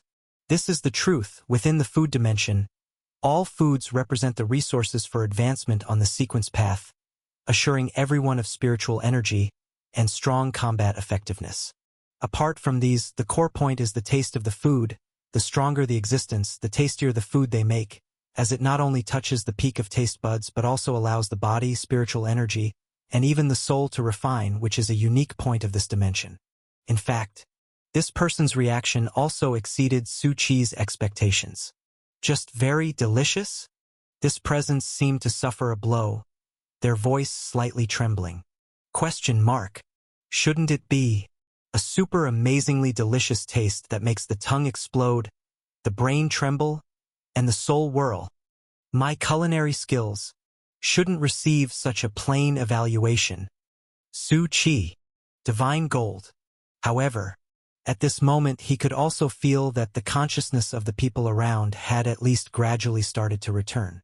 Because at this moment, the ominous surrounding them had many ripples forming. Even the existence from the food dimension shuddered. The ancient vibe on them finally rippled. There were many traces seemingly returning from the old days. finding their way back to everyone. They hadn't slept too long, still in a dazed and absent-minded state. It's just, all the being itself seemed scattered in different places in the depths of the old days, needing time to retrieve, and now those traces are returning one by one. And at this moment, everyone's expression slightly changed, as if familiarity and distance blurred by time, compared to the atmosphere earlier, now clearly marked with signs of long-standing times gone by. The atmosphere grew quieter, seemingly heavy with various experiences. But soon, the silence among them didn't last long, because they had already silently shifted their gaze to Su Qi. "Isn't anyone eating? I really think it's quite good." Su Qi paused, cutting a bit of food and dipping it in the sauce next to it before putting it in his mouth. Even though eating a few more bites yielded no rewards, it didn't matter. The taste was indeed very good. Everyone watched Su Qi dining calmly, eyes filled with contemplation, curiosity, and a bit of incredulity, as if they couldn't fathom parts of Su Qi's sudden appearance here. Someone lightly knocked their fingers on the table and spoke. "Time flies, countless years have passed. It seems we haven't gathered here for a long time. And now, surprisingly, we can return to this place." Many figures' eyes flickered lightly, with sighs of a soft touch, and some with indescribable self-mockery. "It really is quite touching."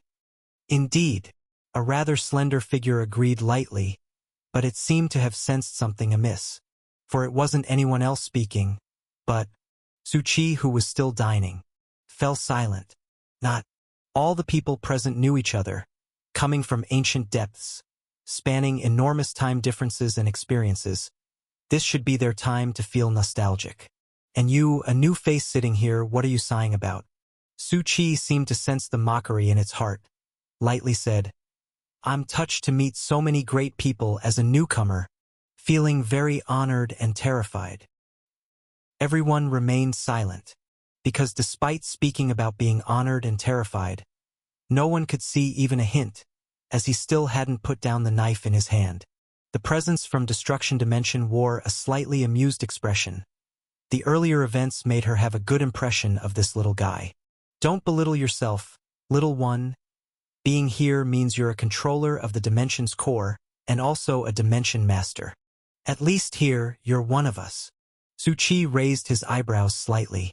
Despite looking as if she was comforting him, in reality, perhaps intentionally or unintentionally, she was revealing some information to him. Those here are all Dimension Masters, and controlling the core is the key to this identity, which aligns with him controlling the Immortal Path Steel. Moreover, Su Qi gained another piece of information, that is, the 8 figures in front of him, including Immortal Path, all belong to the same faction. 9 people from the 12 dimensions are all here, so the remaining 3. Su Qi looked towards the 2 vice seats and 1 main seat that were left empty. He still doesn't know who they are. Are you misleading him? Or perhaps a logical error? A mechanical sound rang out slightly.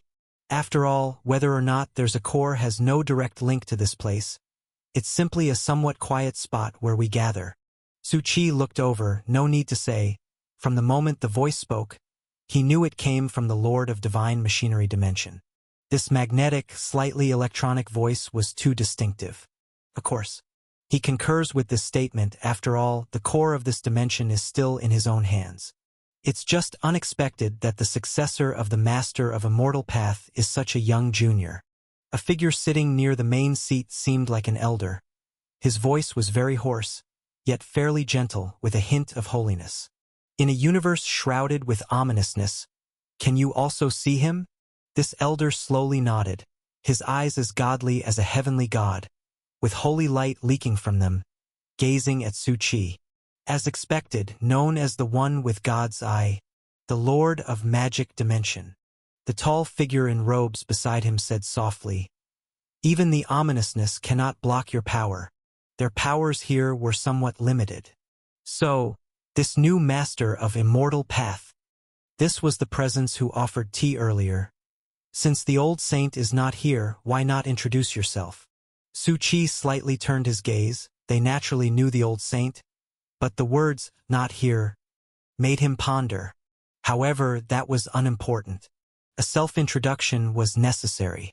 I'm Su Buxian, sect hierarch of the Hustlers sect, graduated from 985, 185 centimeters tall, 70 kilograms, currently single. Everyone silently looked at Su Qi, their expressions unreadable, and it was impossible to tell what their expressions were. Only knowing that after Su Qi finished speaking, they remained silent for close to a dozen breaths.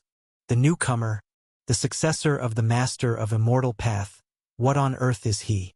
To be honest, those who can become the successor to the Master of Immortal Path are considered at least to be godly beings from the start. This is common knowledge among everyone. Secondly, the former Master of Immortal Path, the esteemed old saint, was a truly solemn and dignified great presence. All disciples had steady personalities.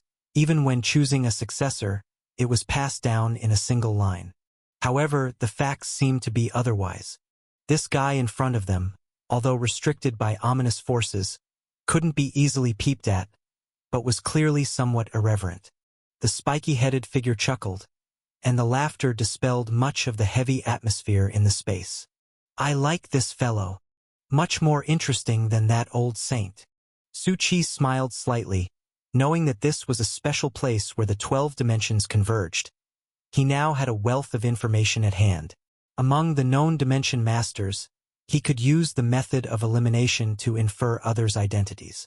Take, for instance, the spiky-headed figure before him. Su Qi was more inclined to believe it was the master of the fantasy dimension. Moreover, for some reason, Su Qi felt that its form resembled Patrick somewhat. All right, everyone. The elder possessing gods. I looked at Su Qi. Although it's been countless years, now that we've reconvened here, don't idle around. I've seen the ominous, the collapse crisis of the present world, and the resurgence of the abyss. His voice was hoarse but clear, and everyone's eyes gleamed with new light. Has the time finally come? No matter what we do, we can't stop it. We can only delay it as much as possible. Su Qi listened to their hoarse voices, some sighing, some cold, some heavy. Since we're here, we have no choice but to accept it. Now, we should listen to the new agenda and prepare for the future. The elder said, and everyone fell silent, except Su Qi, who slightly froze, as one by one, they turned their gaze toward him. Why is everyone looking at me? Su Qi hesitated. He used a napkin to wipe his knife and fork, preparing to put them into his pocket. Feeling a bit embarrassed under their gaze, Su Qi silently tried to stuff the plate into his pocket as well. After all, these things were brought out by the Dimension Masters. Although the ancient paradise didn't have a prompt box, it's better to take them in case they turned out useful. Everyone watched this scene in silence. Glancing at each other, they shared the same query through their eyes. Is this guy really the successor to the Master of Immortal Path? But for now, they chose to ignore his actions. Someone calmly said, Su Buxian, right? It's your turn to decide to start the agenda. Su Qi slightly hesitated. Me? Because you have illuminated this place, bringing us together. The existence from the destruction dimension lightly stroked the table.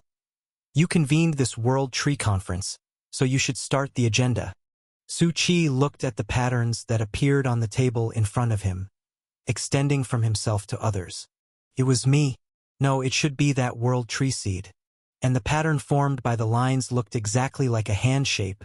Placing his hand on it would officially start the World Tree Conference. Su Qi didn't hurry. He just gently asked, opening the agenda, what will happen? We can offer you help. In this ominous universe, all traces will vanish in an instant. But once the agenda is opened, it will activate the power of the World Tree, granting sanctuary. Of course, a price must be paid. For example, to preserve more traces, you will attract more of the ominous, which can instantly devour the extraordinary.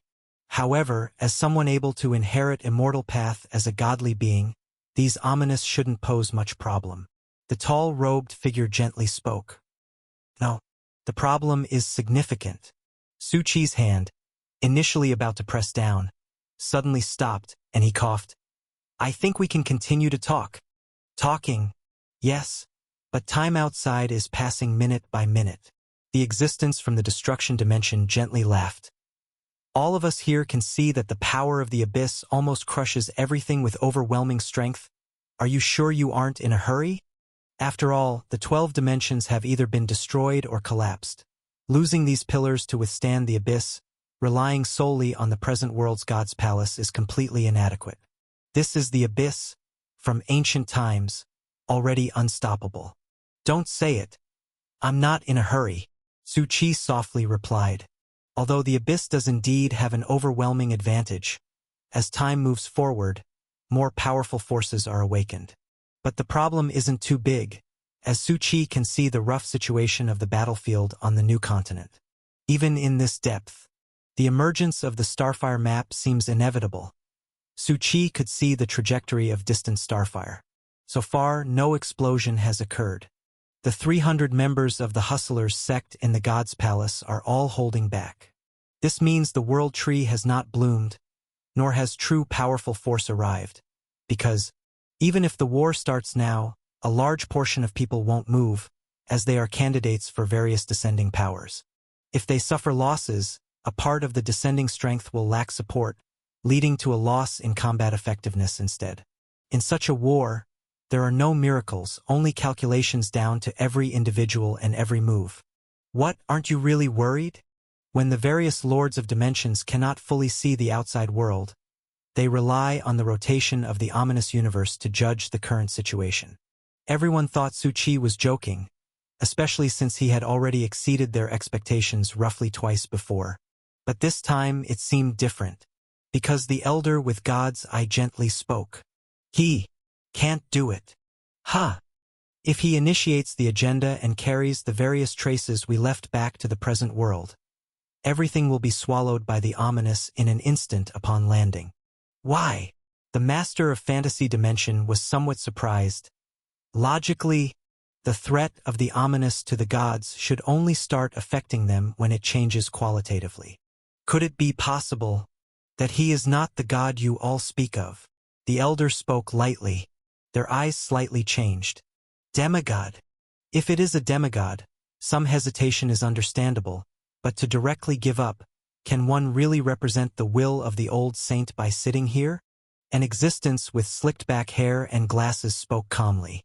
Yet the elder still shook his head. Unfortunately, he is not a demigod either. My eyes penetrate the dense fog of the ominous, seeing the traces behind. The elder sighed gently. He is a sequencer, ranking 7th. At these words, the faces of the Lords of Dimensions finally changed drastically. They looked at Su Qi with eyes filled with disbelief. Shock, disbelief, dubiousness. Sequence 7? How could that be? Sequence 7, how could one gain the recognition of the immortal path steel, and how could one come to this place and even activate the World Tree? But no matter how shocked or doubtful they were, they couldn't refute the correctness of God's eye. Various complex emotions were contained in their eyes as they looked at Su Qi. Are you really Sequence 7? And Su Qi raised an eyebrow. So what? What's wrong with Sequence 7? I'm proud to be Sequence 7. Just wait until I break through to Sequence 6. You'll all be shocked. Their lips tightened, and that existence with glasses said hoarsely, the old saint has gone mad, truly mad. The immortal path steel is now transferred to someone else. The convening here was meant to decide the future, implicating the fate of all life in the 12 dimensions. Yet it turned out to be just a farce. Su Qi paused, gently touching his chin, and said, I don't think it's that bleak. What if there's a way? Human emotions are so unreliable. The so-called chance is nothing but the most unpredictable and fleeting number in probabilities. The ominous restricts everything, and we also balance the ominous. Even if you initiate the agenda, the traces of information that burst out won't be transmitted out due to us. Or maybe, it would be instantly engulfed upon entering. The master of fantasy with a pointed head paused, then chuckled lightly. I think that possibility is greater. Su Qi looked towards the black and white ominous universe. All right, enough with the statistics. Since I summoned you all here, I will naturally take responsibility for initiating the agenda. The word summon made their eyebrows twitch slightly. In your earlier words, it seemed you didn't quite understand, or maybe you haven't encountered the ominous yet. Real horror is often not a powerful force, but rather the end that erases everything, devouring all your traces. These two words were spoken with an almost imperceptible fear. Suchi paused slightly, about to speak. Don't ask. Just listen. The man in a robe beside him softly stopped him. I just don't like riddles. But Suchi did not give up. It seems you still don't understand. Clearly some information for us is a taboo that cannot be propagated through words. You can't bear it, because even if you hear it, you'd become tainted with this trace, and then be swallowed by the ominous. Not to mention bearing the dimensional traces of all of us. Suchi appeared in this place, according to the original process, was to start the council, allowing everyone to place their hidden moves from the 12 dimensions onto Suchi. Once Suchi returned to the present world, the future leaders from other dimensions would get guidance and coordinates. At that time, it would be the moment to counterattack. They had been waiting for a long time for this moment, yet they never imagined that the one triggering it all, opening this path, was a Sequence 7 who replaced the old saint and unlocked the chains that had been sealed for years. Now the best plan is... The analyzing figure's voice suddenly stopped. Pa! At this time, Suchi reached out his hand and pressed it heavily on the table. At that moment, the patterns on the table directly constrained his hand. Moreover, the entire table also shone brilliantly, and behind Suchi appeared the projection of the Immortal Path Steel, indicating he was the absolute controller of the Immortal Path Steel. You've gone mad.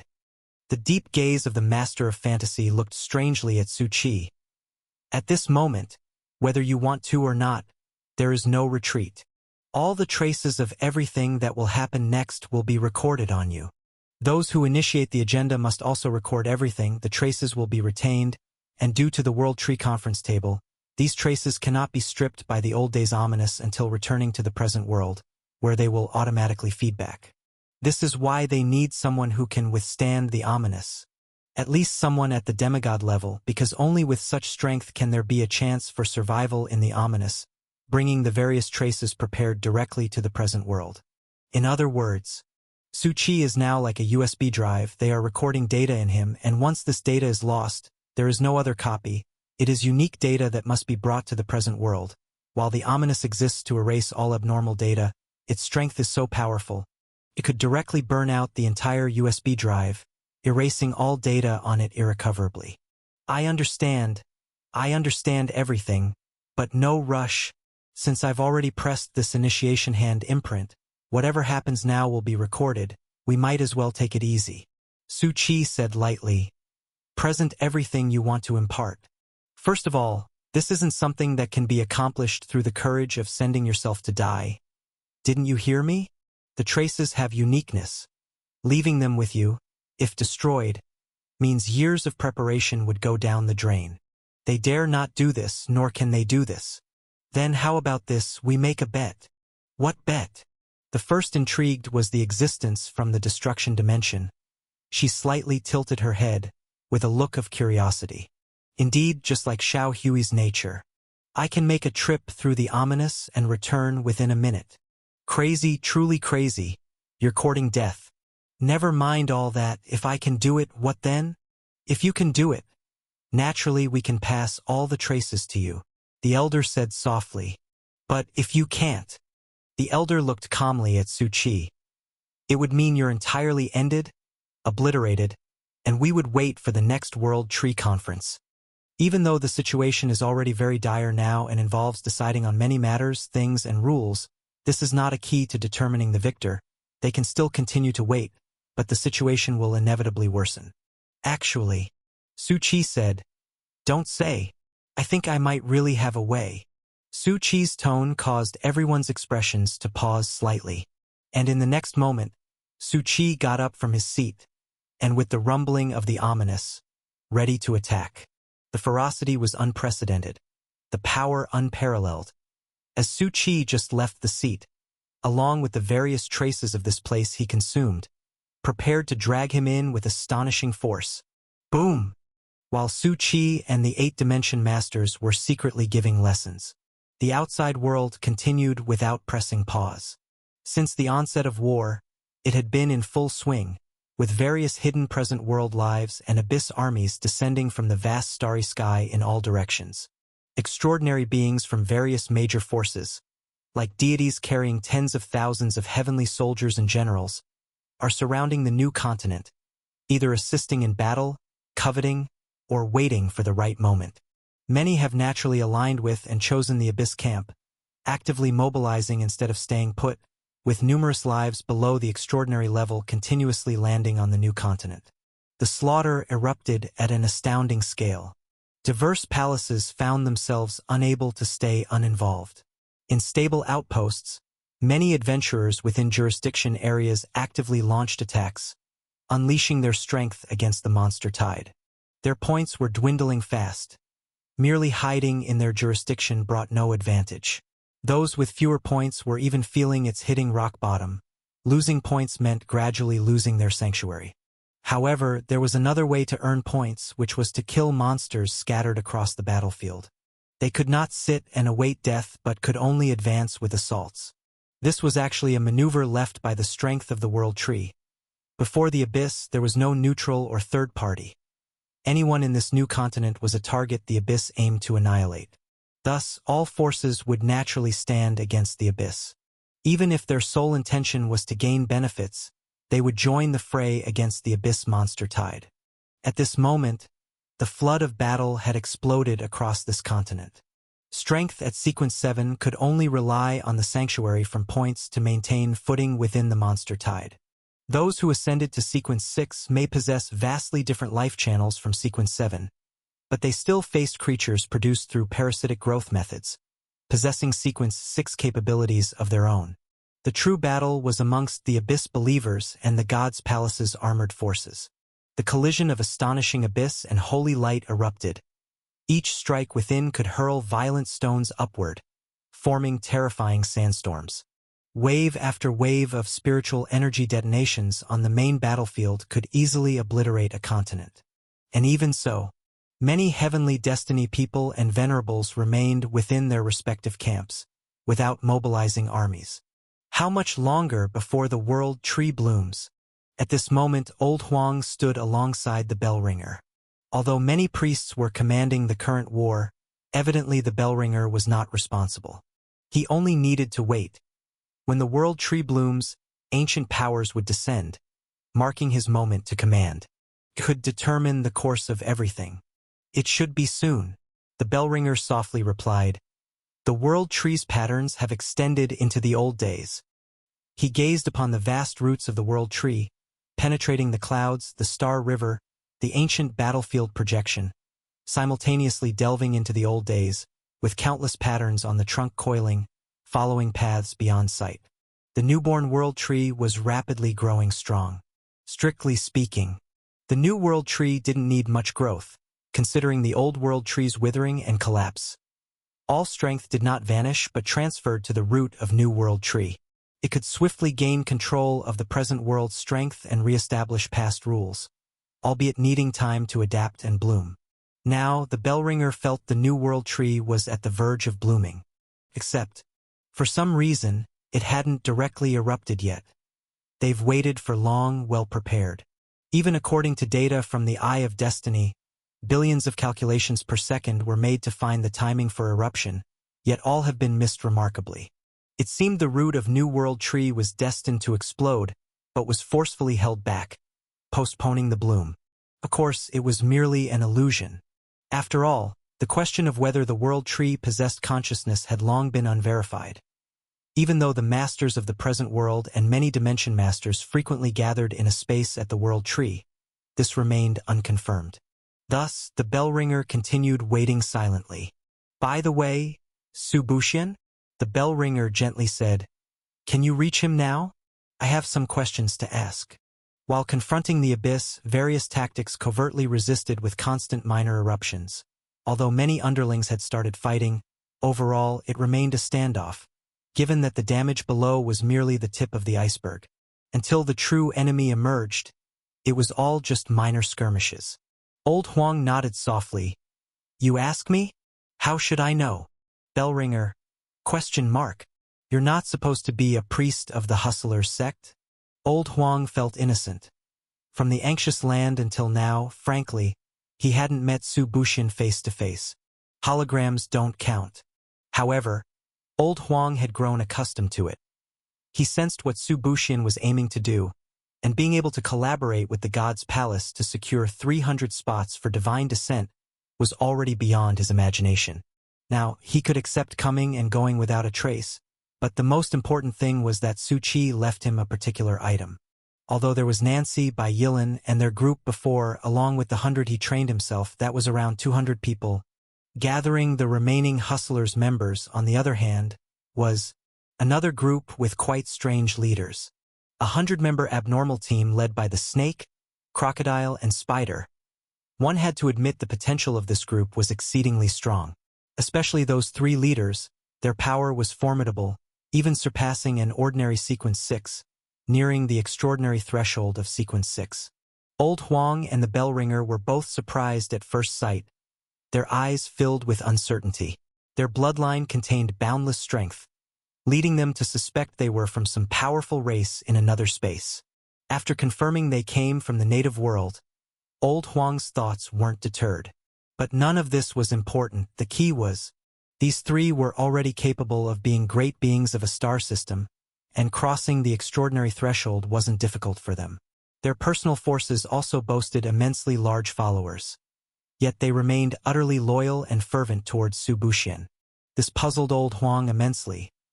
He couldn't figure out how that guy managed to trick these people into loyalty, seemingly more persuasive than himself.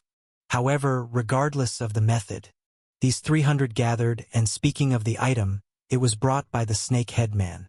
Old Huang watched as it handed over a mysterious item wrapped in a snakeskin bag. He was most reluctant to accept it. One look at the snakeskin bag revealed its origin, and presenting it like a bag of urea, saying it was passed on by the sect hierarch. To be honest, he had no expectations. In the end, upon opening the snakeskin bag, Old Huang saw that yellow robe. Indeed, the divine artifacts that was borrowed and never returned by Su Buxian, the yellow robe, it actually appeared before his eyes. But seeing it packaged like this made Old Huang's veins twitch for a long time. Su Buxian, that guy. Despite retrieving the yellow robe, Old Huang's heart remained heavy as ever. Su Buxian returning it wasn't a simple act of giving back. He was familiar with that guy's nature. Every step was meticulously planned. Returning it meant he would soon have to use it, just like in the past situation at the Anxious Land, thinking it was a chance to regain his power, secretly drawing strength from Su Buxian's surroundings. Yet, that guy deliberately involved him in the operation to besiege the god of anxiety. Once on board, there was no getting off. Staring at the yellow robe, Old Huang felt both fortunate and burdened. Yet, ultimately, he sighed and mentally prepared himself. Isn't it just confronting the abyss? After all, their Hustler sect and the God's Palace are just the third tier, enough to deal with little demons. They wouldn't even make it to the front lines. Realizing this, Old Huang felt somewhat relieved. Just that, considering the present state, where exactly was that guy?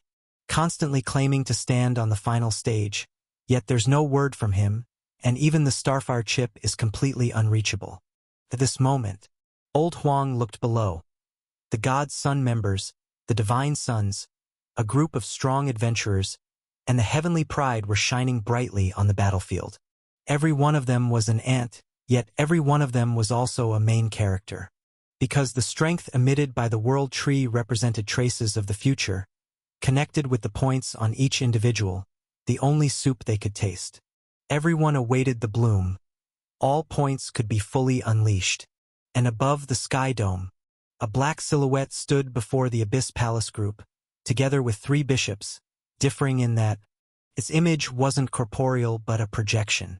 Despite the World Tree about to bloom, even with strong restrictions, it began to loosen slightly at such times, allowing some force to project down. This bishop was no exception, seeming to hold a high rank. All other priests were extremely respectful, and the three bishops merely observed coldly without mockery. The atmosphere within the abyss was like this, with unchallengeable hierarchical relationships, but at the same level, competition could lead to mutual slaughter. Even at the bishop's rank, there was still rivalry amongst them. "Did you find that guy named Su Buxian?" The bishop's projection, carrying a cold tone, questioned the other priests, who hesitated as they prepared to speak. The other three bishops chuckled derisively. "Bishop of Despair, aren't you going overboard? You've been looking for this mortal for so long, yet continue using resources for such a trivial matter." The Bishop of Despair's eyes turned blood-red, with a sinister smile.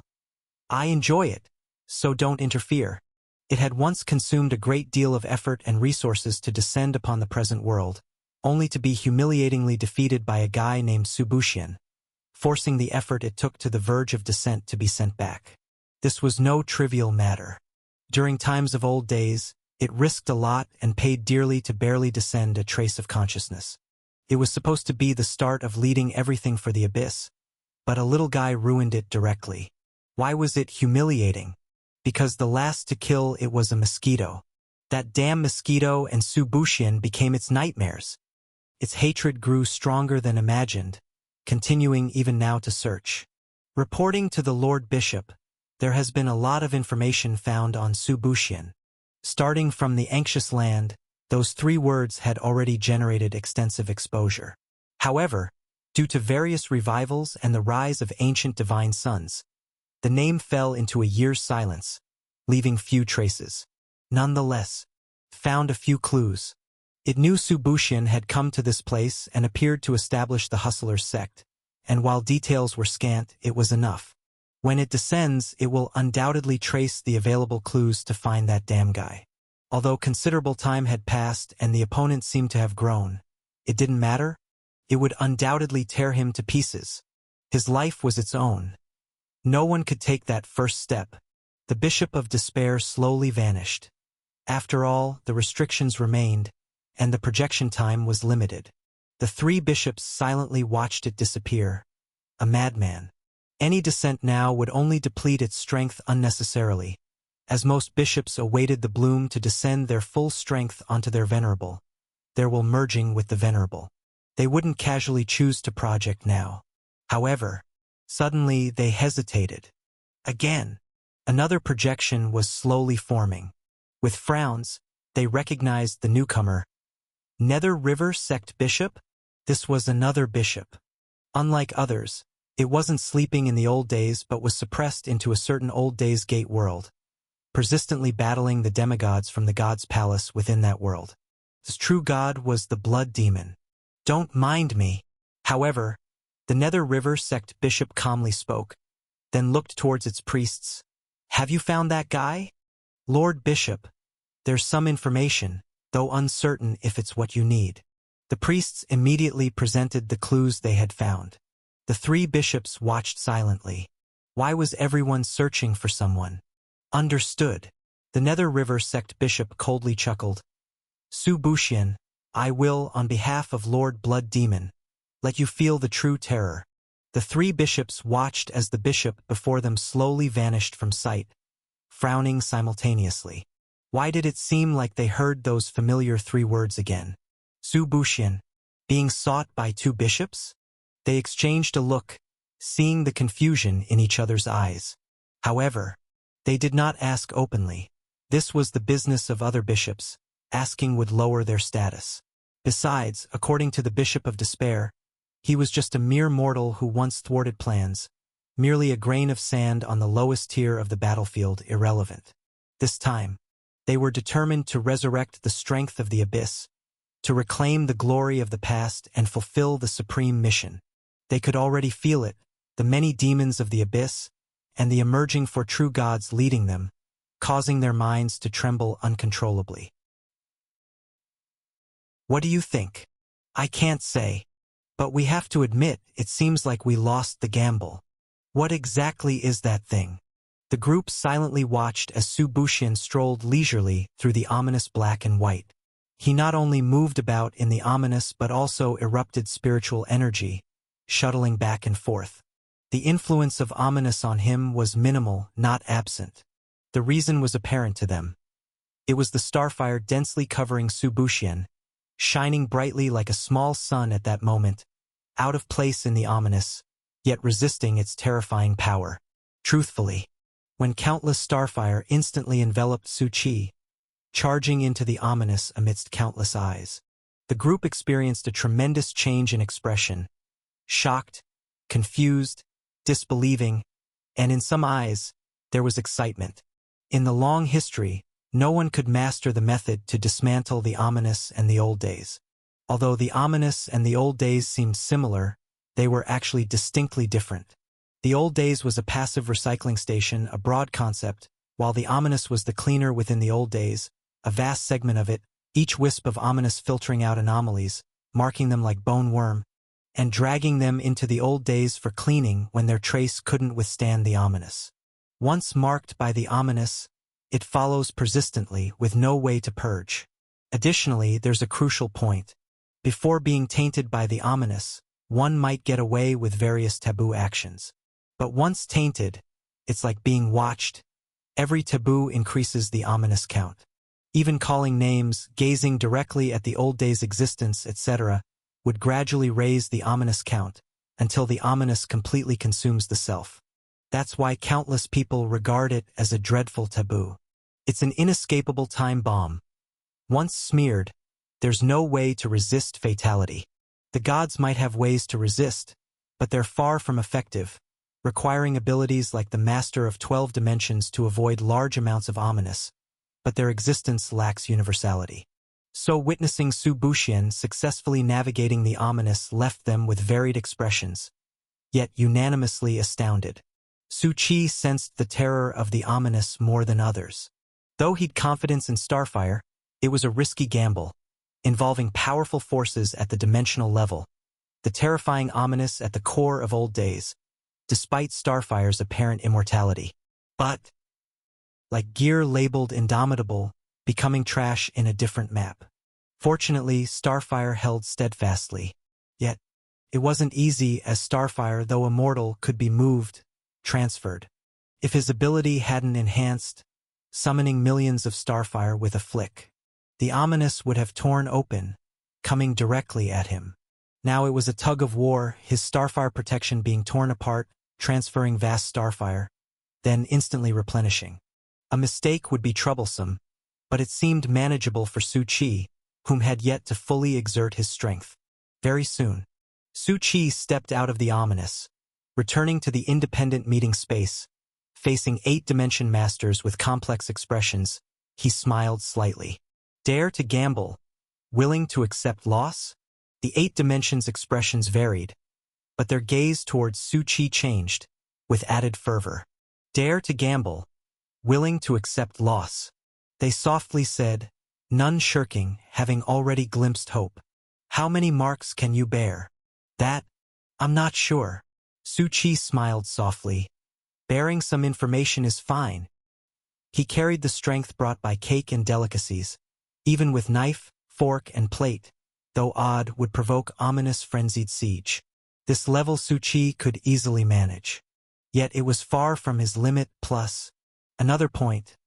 His holy light corridor had stored trillions of starfire. If limits lifted, Su Qi believed in bearing many taboo traces from this place. The group exchanged silent gazes. The Sequence 7 young fellow was far more than imagined simple. The old saint choosing him as the successor of the immortal Pathsteel wasn't a random mad choice. But it was well considered and even completely profited. The key to taking action amidst the ominous is that the strength has not yet fully grown. In the future, after mastering the immortal path, perhaps those traces of the immortal path buried deep in the ominous universe can all be resurrected. This point made their gaze on Su Buxian instantly fervent. What are you doing? Su Qi raised his eyebrow. Your look makes me feel danger. The destruction dimension chuckled playfully. Su Buxian, would you like to join the destruction dimension? Although the position of the destruction realm master is already taken, we can reserve a spot next to it for you. Su Qi raised one. Are you referring to Xiao Hui?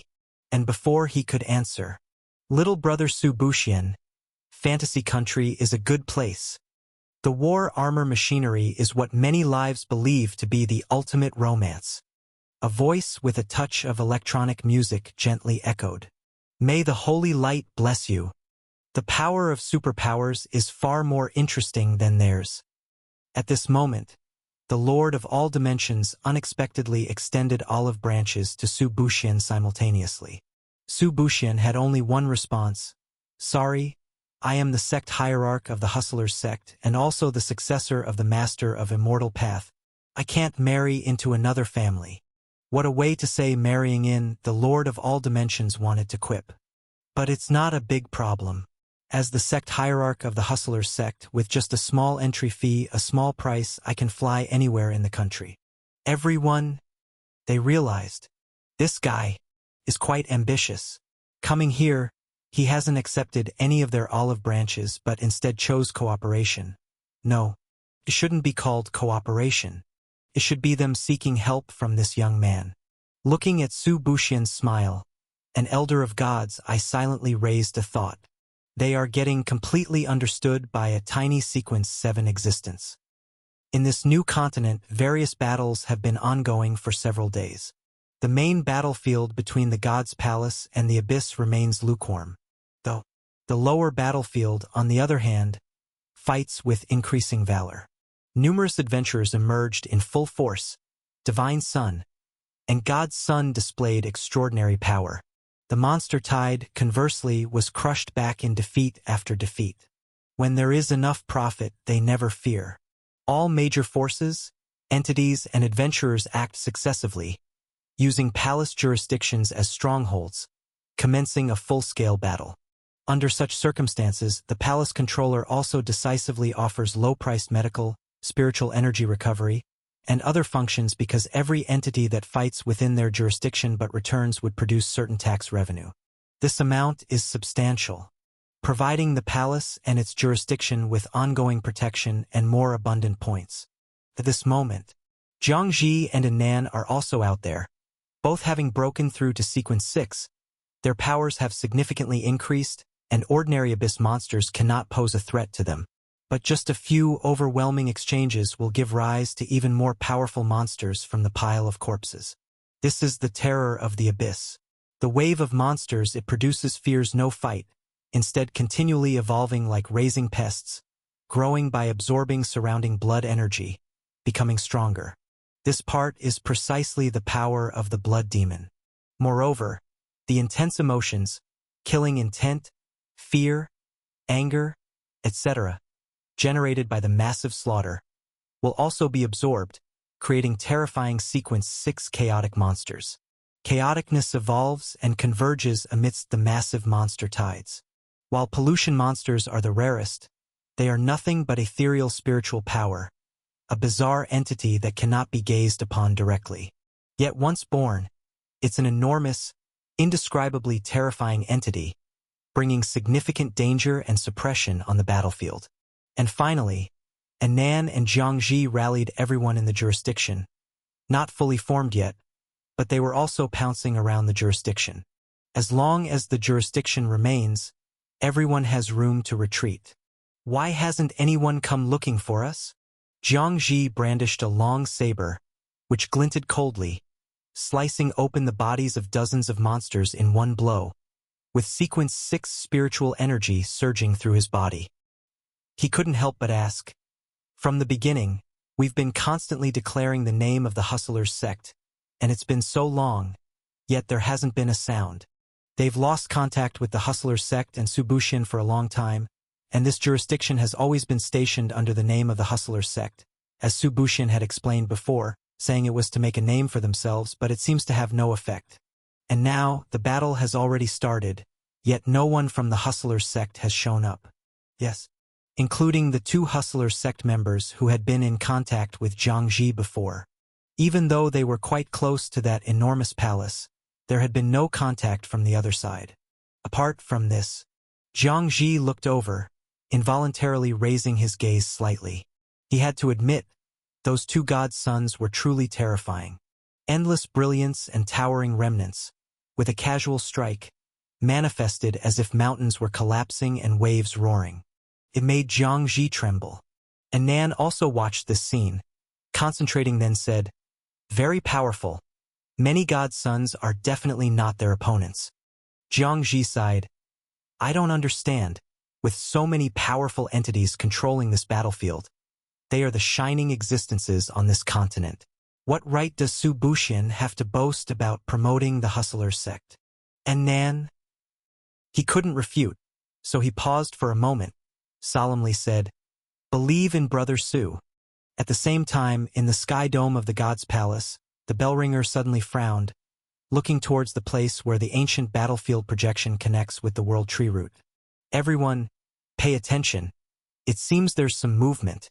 Although this kind of movement has occurred more than once and each time got suppressed, whether it's the real wolf or the false one, this kind of story cannot happen at such a crucial moment. Each time they have to be fully attentive and ready for battle. However, although there seems to be movement this time, it's gradually weakening like before. Could it be not real again?" The bellringer frowned sharply. Whether fast or slow actually doesn't matter, because time is not on their side. The initiative is entirely in the hands of the Abyss.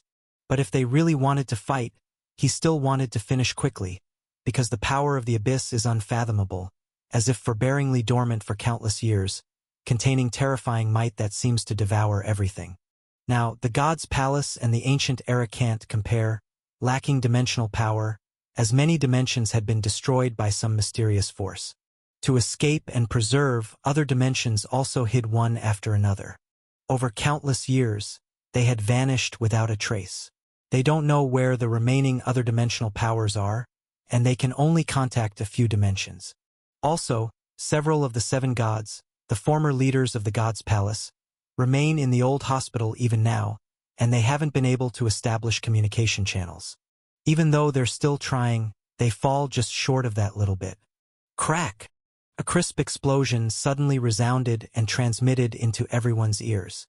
Everyone's expressions froze slightly, and then they all swiftly raised their heads. The new world tree at this moment looked entirely different from before. Its originally glittering light bands now were all creating astonishing cracks. However, the next moment, an even greater radiance burst forth from those cracks. Intense vibrations followed, making the entire continent rumble with earthquake. Simultaneously, the world tree seemed to emit a low moan, causing the entire starry sky to tremble along. "It's here!" Countless people turned their heads. At this moment, the world tree root is finally about to bloom, and everyone can feel its burgeoning life force. This explosive power directly pierced through the stars. The entire ancient battlefield projection at this moment seemed almost solidified. The twisting vortex membrane formed above shattered like a stellar explosion, emitting dazzling red spots. The ancient traces contained within, along with the various connected ancient battlefields and ancient gates, all opened one by one in this moment. The ancient power descended at this moment. The sky is about to collapse. If anything can describe the situation at this moment, these 4 words barely suffice. However, it completely fails to capture the shock of the moment. The new world tree itself already traverses a vast and boundless star river. The projection of the ancient battlefield within is but an instant, yet remains immensely grand. As it is pierced, it churns everything within the star river, as if faint black and white is seeping out. This is what is mentioned when the world tree blooms, surpassing space and time, paving a road through the buried traces of the old days. And the changes are naturally intense. "Did you feel it?" A divine son murmured as he looked up. "Divinity is boiling." The previous divine summon was only a projected descent, having the god but not the form, suppressing the surrounding monster tide merely through the unreachable, unchallengeable level of a god's life. But now it's completely different. Everyone's mind feels gripped by a strong low pressure. Every inch of spiritual energy on their bodies is difficult to wield, and for a moment all battles on the battlefield below have unexpectedly come to a halt, including those monster tides and countless abyss believers. Yet their reactions, rather than being suppressed, displayed various insane, fanatical, extreme expressions that birthed unease upon seeing them. At the same time, everything rotating around the singularity incessantly, black and white seemingly separating. Various twisted disintegrations appeared. Thousands of starfires illuminated the vast deep space, and in that instant, one could see a splendid swirl forming nebulae. Only upon closer inspection would one find that these were not nebulae, but rivers formed by different colored fragments. Even the old days gate world is contained within. This is what Su Qi had previously seen, massive fragments gathering around the singularity. The difference now is that every bit is tearing those fragments apart, not shattering like glass, but more like jelly, twisting and shaking after being torn, merging with other fragments. The endless dazzling brilliance blossoming within reflects upon the entire new continent, and with continuous cracking and tearing, various images are mirrored in the fissures and passages. "Isn't this a bit too beautiful?" Zhang Ji murmured. "Behind the beauty lies endless destruction," Anan said softly, "and the truly ancient, dangerous power that is about to come." Anan raised his head. Like the many divine sons and God's sons, they could all feel the boiling of divinity, and at the same time each person sensed the changes already appearing in the vast evolution overhead. Boom! A terrifying stream of chaos, carrying countless enormous meteors, stained with astounding strength, began to appear from all directions of the sky dome. Then they fell directly downward. Is it caused by the collapse of space fragments? Countless adventurers watched this scene with rapidly beating hearts, as each meteor seemed no less than 10 kilometers. Some giant ones were already comparable to a dozen or more large cities combined. It's not. A divine son gazed apprehensively at the scene. It's a war between the Abyss and the God's Palace, which has fully begun. The Abyss has power projected down, and using just a trace has created such an apocalyptic scene, although it has no impact on the vast new continent. But the place they are falling is the front of the World Tree, where everyone is located, and no one can avoid it. Boom! And at this moment, a loud gong sounded suddenly, as if to awaken the heavens. The projections behind the God's Palace shone like a rainbow. In an instant, there was the momentum of overturning mountains and overturning seas, and the air suddenly tightened, with a vast domain appearing in the entire sky above. Countless white flowers grew up from the ground, directly rushing into the clouds, petals blooming, engulfing all the meteors, swallowing them whole. Terrifying impacts combined with the strength contained therein erupted explosively within. The white flowers could not withstand it and were destroyed in merely a few breaths. However, the meteors also turned into countless tiny stones, losing the abyss power attached earlier and the terrible impact force. What exactly is going on? Zhang Ji couldn't help widening his eyes. This terrifying power has surpassed normal levels, not something a Sequence 6 could erupt with. It could easily destroy a continent, already beyond the extraordinary. It's the old beings resisting. Anan spoke softly. They have now awakened from the old days, and their strength can come to the present world. The confrontation between the God's Palace and the Abyss naturally erupted completely at this moment, with surging, various powers already amassed within and ready to be unleashed. Not just power. Look at that. Someone raised their head in awe, eyes reflecting the changing sky dome. Many twisted light orbs were falling, possessing various colors and a very dangerous aura, with extensive distortions surrounding the vicinity of the orbs. Countless people still saw, after the twist, a chilling black and white that froze one's body just by a glance. Many divine sons, however, were very excited, hinting at a cold smile. Finally, they have come. The power descending from the black and white old days. A multitude of twisted light orbs streaked through the sky dome in an arc like a meteor shower. Is this the arrival of ancient power? Zhang Ji watched the scene, eyes wide. Such a massive number. All are Sequence 1 or demigods? Thinking too much. Anan focused his gaze. The ancient battlefield is the ultimate battle, a total war, and the number of participants exceeds your imagination. And this is some of the remaining strength within them, even though it's not any particular person. But, before he finished speaking, numerous forces and adventurers had already unleashed their strength. rushing towards the points where all the twisted light clusters landed. These unclaimed powers do not have predetermined hosts like other forces. It's first come, first served. As long as you touch this twisted light cluster, it's as if you've inherited a part of its power. There were many unclaimed light clusters. Scattered stars glimmered across the sky, falling towards the ground. The past war revealed just how many nameless ones had fallen, with only this part of strength remaining, enduring through the ages, determined to display their final glory. Aren't we going? Jiang Ji was also itching to go. To be honest, he felt Nan knew many ancient secrets, but it was natural for others to be a divine son. He was now well aware of his own status. Stronger powers wouldn't fall to him. But if it's like this, he thought he could still strive for it. Staying put was the most foolish choice. No need to go, they will descend densely and grandly. Many will appear directly nearby, even falling into the jurisdiction, but I still have some unease.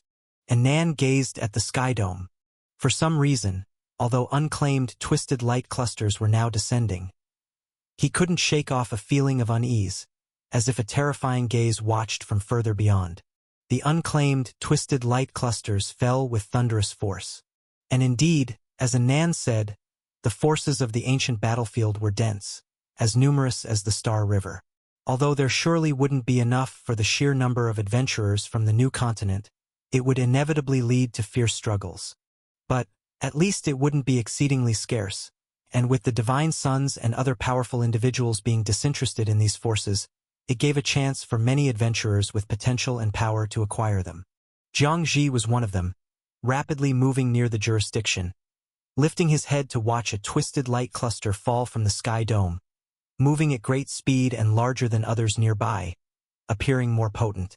This cluster was closest to him and seemed the most achievable, because it was falling near the colossal temple controlled by two gods' sons. Many strong individuals didn't want to provoke them, hence avoiding this place and heading elsewhere, which gave Jiang Ji his chance. Roar! The path forward was naturally not smooth. There was also a massive tide of monsters, pouncing towards this direction. It wasn't only monsters. Various Abyss Camp forces, believers, and lives had already appeared on this battlefield under the Abyss Palace's spatial power. As the twisted light cluster descended, they too joined the struggle. While the main battlefield was still at the God's Palace, the overwhelmingly vast Abyss clearly wouldn't forego any strength. Enemies from the Abyss camp were easily identifiable because each member under Abyss's allegiance had an Abyss totem imprinted upon them, being their sole symbol of allegiance, incapable of ever escaping the Abyss's control. Nonetheless, countless forces, countless lives still flocked into the Abyss, believing it to be the future ruler of all. Its terrifying power would spread across every inch of the present world. Life would be devastated, all would fall silent, with innumerable resistors destroyed, though as long as it didn't include them, that sufficed. Jiang Ji squinted, dodging a deadly gleam aimed at his side. The lethal intent did not panic him. After all, he was perpetually in a combat state, and as a former heavenly pride, he wouldn't easily relax or feel fear. Bang! Jiang Ji's tiger's mouth subtly shook, because the enemy that just attacked had already lunged in front of him. This person emitted black gas all over. The Abyss totem clearly flickered on their forehead. Their cold smile twisted with madness. Jiang Ji's eyes focused as he noticed 20 similar figures assaulting others nearby. His face slightly darkened. Abyss lunatics? What do you want with that power? It won't integrate with you. The person's smile remained crazed. Though that power rejects the Abyss, it can evoke a significant destructive force if your corpses are used for blood rituals. Jiang Ji's pupils narrowed fiercely. Lunatics, Abyss is indeed full of lunatics, and even a mere ordinary believer makes hearts grow cold. Without any hesitation, Jiang Ji immediately erupted. Though merely an unnoticed ant amid this immense flood of chaos, he's continually been frantically enhancing his own strength. A slash came down. The person's eyes slightly narrowed, but the next moment, they sneered without retreating, ready to take a lethal strike. Simultaneously, the icy gleam in their hand also targeted Jiang Ji. Jiang Ji trembled, shocked by the person's madness. An arm flew out, blood scattering. Yet it wasn't Jiang Zi's, just his shoulder pierced through. The person did not feel pain. Instead their eyes turned bright red with laughter. Blood! Blood! Such power! It's fantastic! The next moment, their severed arm was rapidly repaired by numerous threads of blood gushing out from the abyss totem in a blink of an eye. Jiang Zi's eyes widened. What's that? The power of the abyss. A sense of unease overcame him, as around him, the nearby adventurers either fled or died, each abyss believer's totem exuding chilling power, distinct from the threads of blood within the totem of the person before him. Dark, chaotic liquid, the bizarre pollution enshrouding the body. A cursed eye atop the raised arm brought extreme unease. Now, these 20 or so abyss believers dropped the corpses they held, though hadn't moved. Yet Jiang Zi didn't hesitate. He quickly charged towards the twisted light cluster about to fall. No retreat, nor any allies. The only path to survival lay in that twisted light cluster. If he could obtain its remaining power, he might escape these dangerous foes. Not good. Suddenly, Jiang Zi stiffened. A sense of calamity loomed, as if his body was struck by a hammer. Blood surged. He lifted his head, despair confronting him. Not only were those abyss believers standing next to the twisted light cluster, but also a successfully evolved giant hammer monster. Its body was small, yet its cheeks bulged, swelling immensely, blasting the ground with atmospheric cannons at the roar of its mouth. Despite his sequence 6 strength being defenseless, he was numbed by a single blast. Though no fatal damage occurred, the ensuing tremors and rigidity drove Jiang Zi to despair. Over 20 individuals instantly lunged at him, deadly gleams poised to pierce him through. And at that moment, splash! A series of piercing sounds echoed suddenly. Jiang Zi smelled blood in the air, accompanied by an impressive horrific heat rushing forth. He lifted his head, shaken. All foes who had surrounded him were pierced by a long spear. The power it emanated decimated the tide of monsters wanting to assault him. The next moment, a figure slowly landed, pulling up the long spear planted in the ground. Jiang Zi skeptically watched the person, who was none other than one of the temple's controllers, the god's son of the heavenly court, Yang Jian. Thank you, me. He was about to speak. The countdown is about to end. Danger approaches. Yang Jian calmly remarked, then stomped the ground fiercely once more, creating numerous cracks, as he charged back into the tide of monsters carrying the spear. Jiang Zi, so fierce, such a powerful existence, why would they save him? Even warning him of impending danger. Of course, perhaps simply a spur of the moment, a casual gesture. Jiang Zi felt deeply moved. People are truly kind.